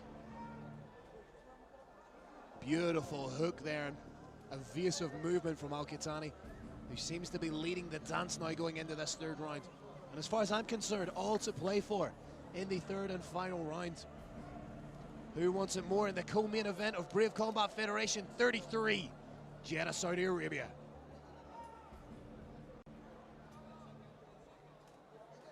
Head kick more with the laces than it was the shin, but getting closer for Mashwani. All right, Phil, you can never leave it in the hands of the judges, of course, but I do believe in the judges' eyes. It's at 1 apiece. Winner of this round wins this fight. For all the marbles, here we go, our co-main event. Abdullah the Ripper Al-Qatani taking on Zaya Mashwani, Warrior Mashwani.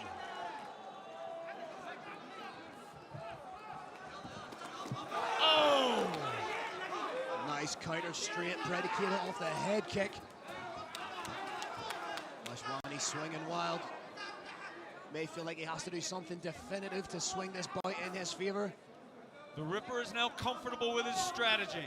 Stand just outside of range, force his opponent to step in to strike, and then counter in devastating fashion. It worked the last round. He believes it's going to work this round. If he can stay on his feet, I think he's right. Should Mashwani choose to go for the takedown, he really needs to set those up. He needs to take the focus and attention away from the takedown. Use those hands. Bring the attention upstairs, shoot downstairs.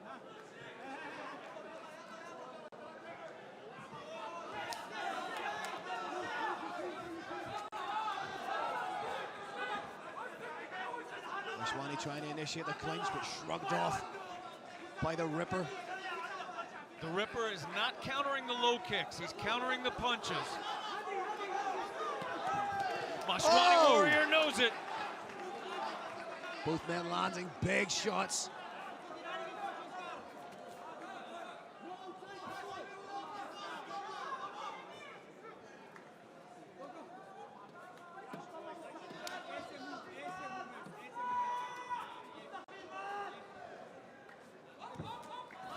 Oh! Almost as if Al-Qatani's waiting for that kicking attempt, whether it be high or low from Mashwani, and then trying to find the straight. Nice head movement by Al-Qatani. Little bit of a slipper from the Ripper.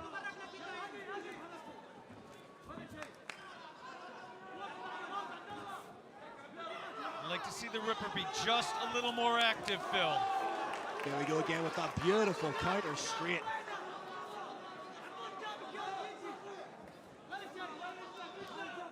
With those counters working so well, Phil, I'd like to see him followed up just a little bit more. This may or may not be winning the round for him.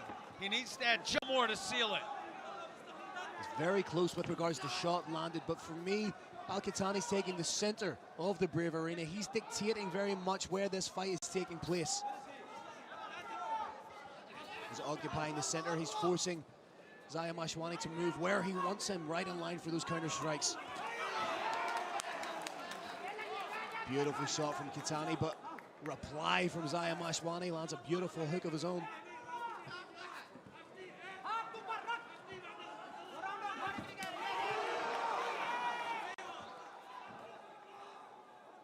Two minutes left to go in our third and final round of an intriguing featherweight matchup here at Brave Combat Federation 33.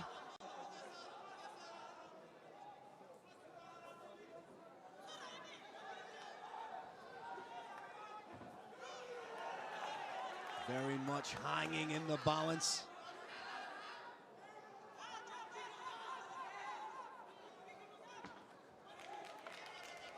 Head kick partially blocked.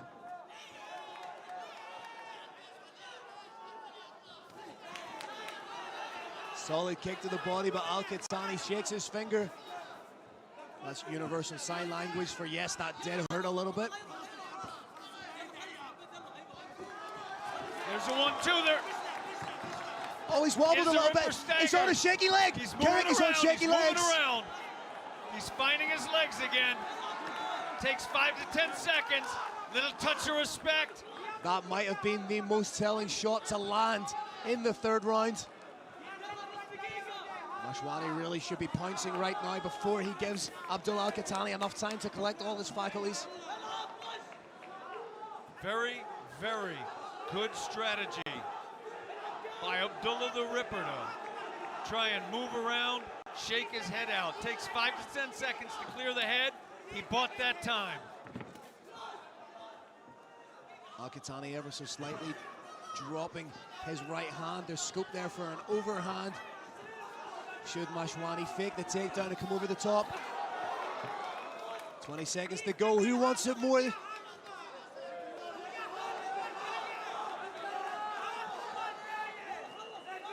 One big strike could change the complexity of this fight completely. 10 seconds to go. Who wants it more? Telling him no. You got seconds. Got to hit him. Seal it. There we go, ladies and gentlemen. Round is over. Respect is shown. Phil, I have no idea who won that fight. I go one round, Mashwani. Second round, Al-Qahtani. Third round, absolutely anyone's guess. Absolutely no idea whatsoever, my friend. Now it's in the hands of the judges.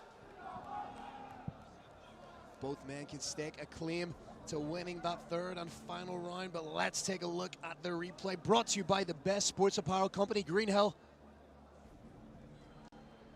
See both men landing, swinging wild, trying to do something definitive in the third and final round.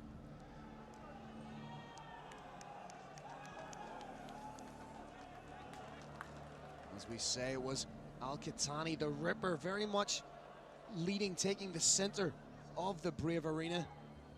Was landing some beautiful counter strikes, but the most telling strike of the bout seemed to be landed by Mashwani, or was it more a roll of the ankle by Al-Qahtani? I would need to see that again in the replay, but what I initially thought was wobbly legs predicated off a strike might actually been a roll of the ankle from Abdullah the Ripper Al-Qahtani.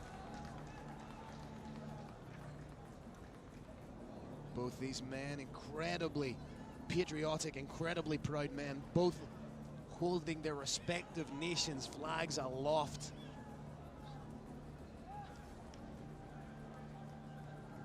The pride of Pakistan versus the pride of Saudi Arabia.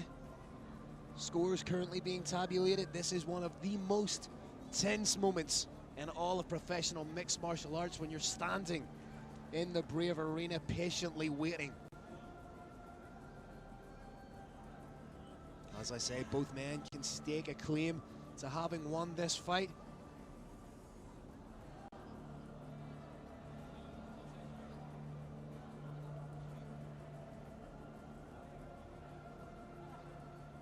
Seconds ticking away will feel like minutes to these men. Carlos Creamer has just made his way into the Brave Arena, which means one thing, that a decision has been rendered. Ladies and gentlemen, for the co-main event of the evening, let's throw it up to Carlos Creamer. Ladies and gentlemen, let's give both of these warriors an incredible round of applause. What a great fight. After 3 rounds, we go to the judges' scorecards. Your first judge scores about 29-28, Abdullah Al-Khattani. Your next judge scores about 29-28, Zia Mashwani. And your third judge scores about 29-28 for your winner by split decision from Saudi Arabia, Abdullah the Ripper Al-Khattani.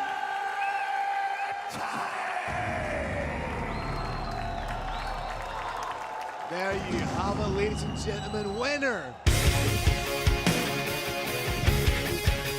Ladies and gentlemen, this is the Brave 33 Saudi Arabia main event of the evening.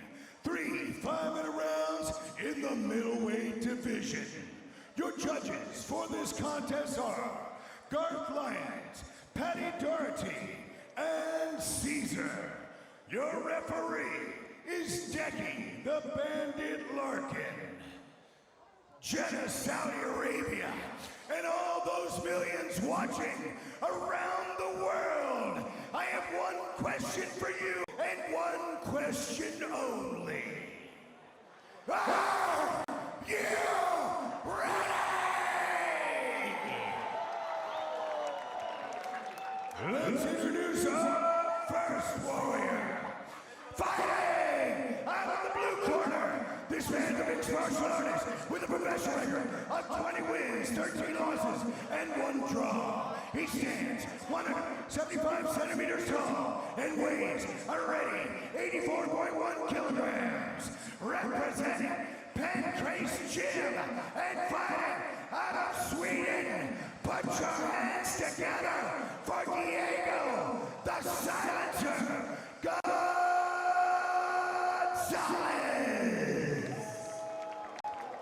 And his opponent, fighting out of red corner, this man's a mixed martial artist with a professional record of 8 wins and 1 loss. He stands 184 centimeters tall and weighs a ready 84.1 kilograms. Representing KHK MMA in the magnificent Kingdom of Bahrain and fighting out of Russia.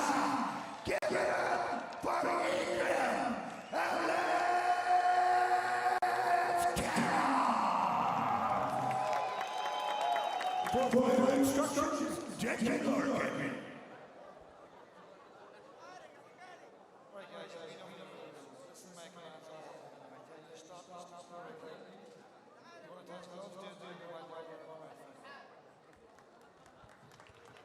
Jeddah, let's make some noise! Here we go, Carrick. Main event time. Ikram Aliskerov taking on the veteran Diego Gonzalez. Submission savvy versus Sambo Supremo. Diego moving his head very smartly.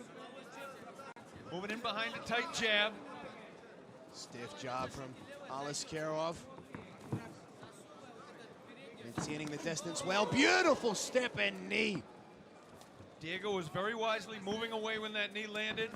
Effective striking MMA is all about timing. Timing was off a little on that one. Gonzalez has fought at 155, 165, 170, now fighting at middleweight. This is a guy that just loves to get in there and fight, but right now he's being pieced up by that exquisite jab and an exquisite straight to follow up from Ikram Alaskarov. Want to see Diego start to move that head side to side again. There he goes. It's what he's got to do and not stop. Alaskarov in the white shorts looking very comfortable right now. If the silencer gets too focused on landing that jab back, he's going to get silenced. Already a little bit of roughing up, a little bit of blood on the face of the veteran Diego Gonzalez. Head kick from Alaskarov. Really starting to mix up the strikes, showing just how well-rounded he is as a mixed martial artist. Of course, 5 wins already by finish. Has Alaskarov. Oh. Alaskarov is opening his range perfectly. Huge knee from Alaskarov, landing at will right now. There's only so much of this Diego Gonzalez can take. Diego Gonzalez is a bad man. Staying in it, eyes focused on his opponent's tee. Switch head looking kick. to counter. This might just be the best Ikram Alaskarov we have seen in the Brave Arena. Looks loose, looks fluid, looks focused. Return to middleweight seems to be doing him the world of good right now, Kirik. Diego Gonzalez wisely keeping that head moving side to side. Coming in behind a stiff jab. Maybe looking to set up, getting in on a single. Crushing leg kick, but look at the fluidity of that lead hook.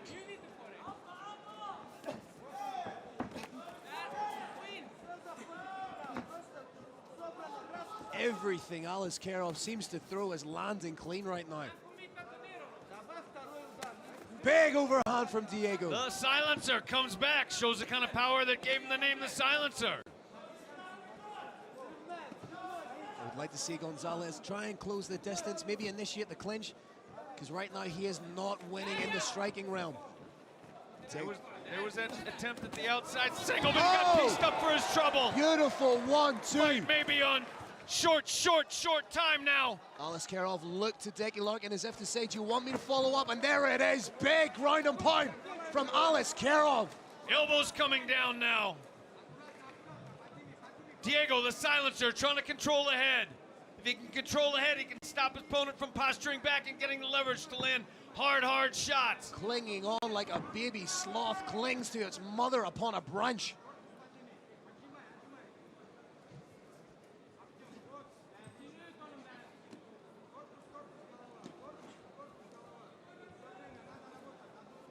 That momentary pause of humility might have cost Ikram Alaskarov the finish, the immediate finish in the first round here. Diego looking for a high guard. Maybe snatch an arm out of this. Trying to open up those hips. Nice work from Alaskarov, either being all the way in or all the way out. There we see him beckoning Diego Gonzalez to his feet.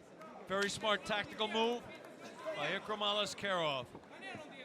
Like every time Alaskarov throws that jab, he gets his head off the center line and follows through with a beautiful straight.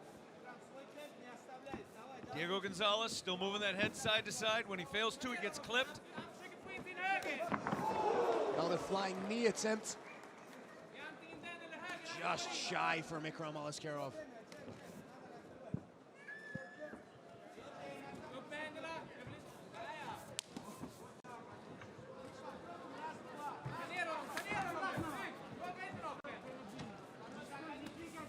Pretty much what Diego Gonzalez has been limited to is swinging wild overhands. Ikram Alaskarov having the fight all his own way in the main event here at Brave Combat Federation 33. Big shot by the silencer as the round closes. Phil, I think that was a very clear 10-9 round for Ikram Alaskarov. I think the highlight reel that we're going to see here, or the highlights of that first round, are going to read like a highlight reel for Ikram Alaskarov. We see him there landing the step-in knee. And pretty much from the gate established his range, distance, and was pumping out that beautiful jab. The genesis of the majority of his attacks seem to come from the jab. Hopefully we see the 1-2 here that put Diego Gonzalez on his backside.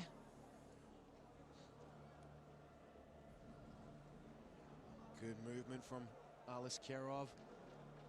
Just showing a real fluidity and diversity of attack. The hands, the knees, the kicks. There's the switch head kick.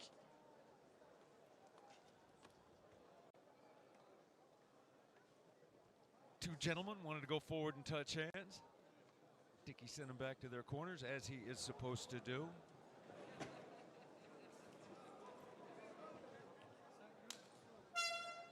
There's a hand touch.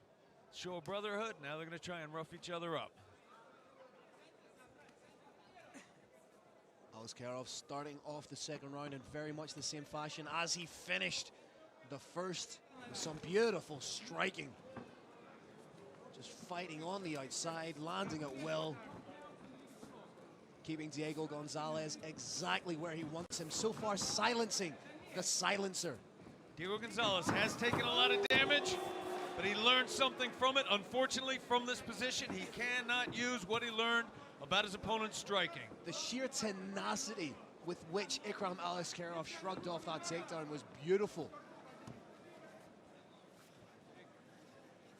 Be interesting to see, Phil, what kind of guard is employed by the silencer now.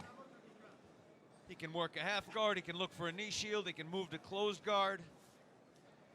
It's very difficult to implement your submission game when you have somebody like Ikram Aliskerov punching you repeatedly in the head. It is, but if he does get a submission from bottom, it's gonna come off guard. He's got the beginnings of a butterfly guard.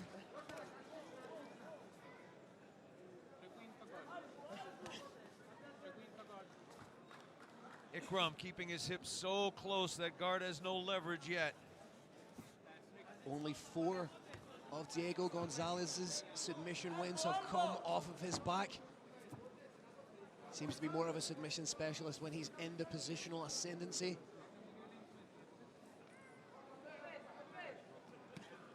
Right now it's Ikram Aliskerov in the ascendancy, happy to land.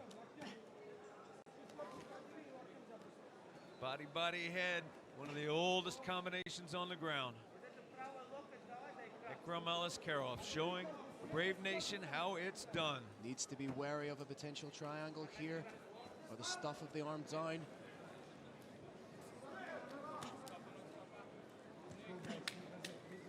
Deggy Larkin calling for a little bit more action from both gentlemen. Double butterfly hooks. Pass to half guard again. Generally, these defensive positional changes are not enough for you to allow the fight to continue on the ground indefinitely. Ikram Aliskerov just stalling any kind of momentum that Diego was trying to build upon, just landing shots, scoring points. And a very professional performance in the second round here from Ikram Aliskerov. Diego looking to return to that butterfly guard where he might be able to begin a sweep. You can see what he's trying to do. He's trying to hip in. He's turning in the right direction towards Aliskerov. Can he get his guard back? No, every time he's seen that little bit of light at the end of the tunnel. It's been shut down by Ikram Aliskerov. There it is one more time. Just stuffs the knee down. And yes, these may look like short shots, but you can hear the ferocity with which they're landing.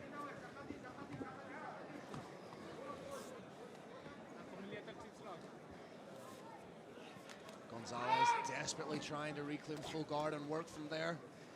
Diego getting lumped up, but he is not taking the kind of shots that he was from standing. These aren't full power shots with the hips behind him.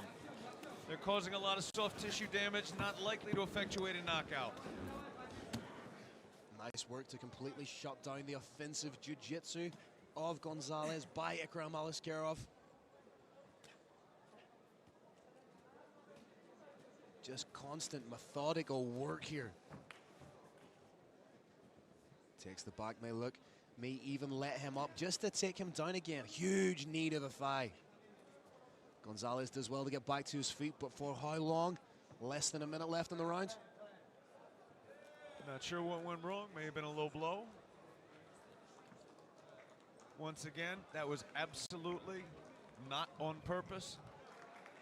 Ikram Aliskerov, perfectly clean fighter. Diego the Silencer said he could have taken 5 minutes. Said nope, let's fight. So fight they are. Beautiful straight. You have to give Gonzalez credit for sticking in there and absorbing this kind of punishment when lesser fighters would have thrown on the towel line or checked out mentally a long time ago. But beautiful uppercut fade away from Ikram Aliskerov.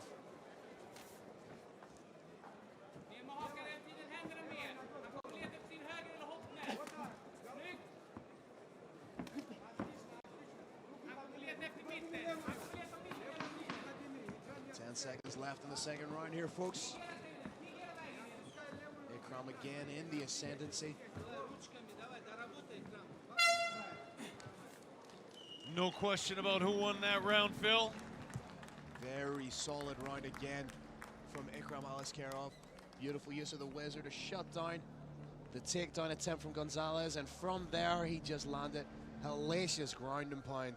It was the frequency of the shots, more so than any one singular shot that did damage. Got a little replay of the pot shots. There we see that beautiful takedown defense from Ikram Aliskerov, utilizing that beautiful wrestling foundation, that sambo foundation that he has. And from here, it was all about the body head work of Ikram Aliskerov. Just any time Diego tried to reclaim guard, it was completely shut down by Ikram Aliskerov, who is without a doubt exercising the demons of his last fight in this stellar performance in the main event of Brave Combat Federation 33 from Jeddah, Saudi Arabia.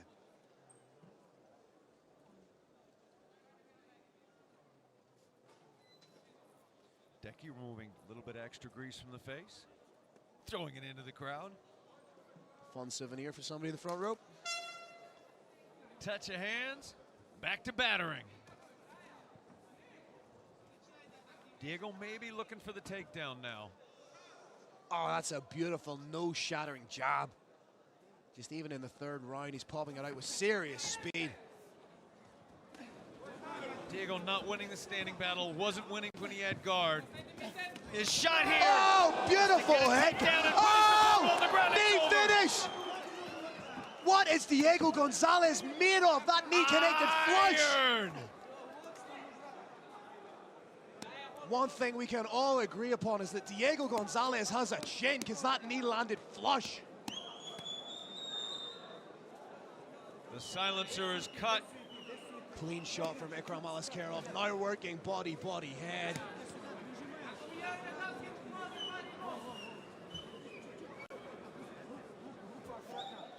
Diego Gonzalez is busted up, especially in this position. The blood's going to be flowing back down his nose into his throat, making his breathing even harder. Blood now spreading to the top fighter. There is no quit in Diego Silencer Gonzalez. This is going to be a little bit frustrating for Ikram Aliskerov as well. He's thrown essentially everything at Gonzalez, but he's staying in there. I think his plan is to throw it again. Personally, I would like to see Ikram Aliskerov stand up. The guard's open. Stand up out of the guard. You're doing incredibly well standing.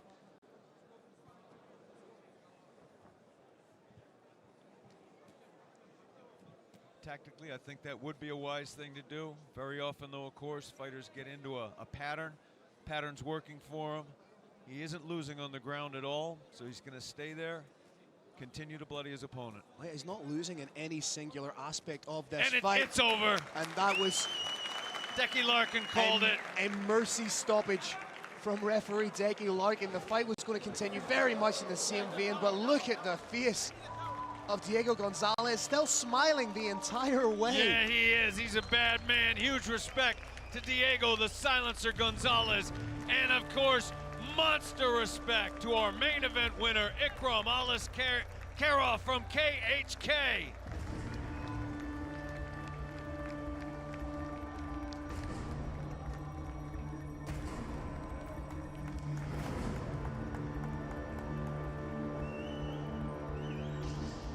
Looking at our Green Hill replay, we see some of the action from round 2. That was a 1-2 that landed clean, but still, the silencer is unbowed. And again, 2 and 1. Biggest shot of the main event, a left high kick, followed up by an even more devastating knee. That is 5 blows in a row. What is the silencer doing? Looks for a leg lock. How tough is this man? And the answer is not as tough as Ikram Aliskerov, who continued an unrelenting, unyielding attack from the top. But what a combination that was. 1-2, 2-1, head kick. We see Aliskerov now sinking those hips so close, the jiu-jitsu guard is not useful. That particular guard requires a little bit of room. If you smother the opponent with those hips, there is no guard, and Decky Larkin kindly calls it a night. With that, let's take it up to Carlos Kramer. All right, ladies and gentlemen, another great bout. This one comes to an end at 2 minutes and 4 seconds of the 3rd round. Referee Decky Larkin calls the bout TKO due to strikes for your winner from KHK MMA, Ikram Aliskerov.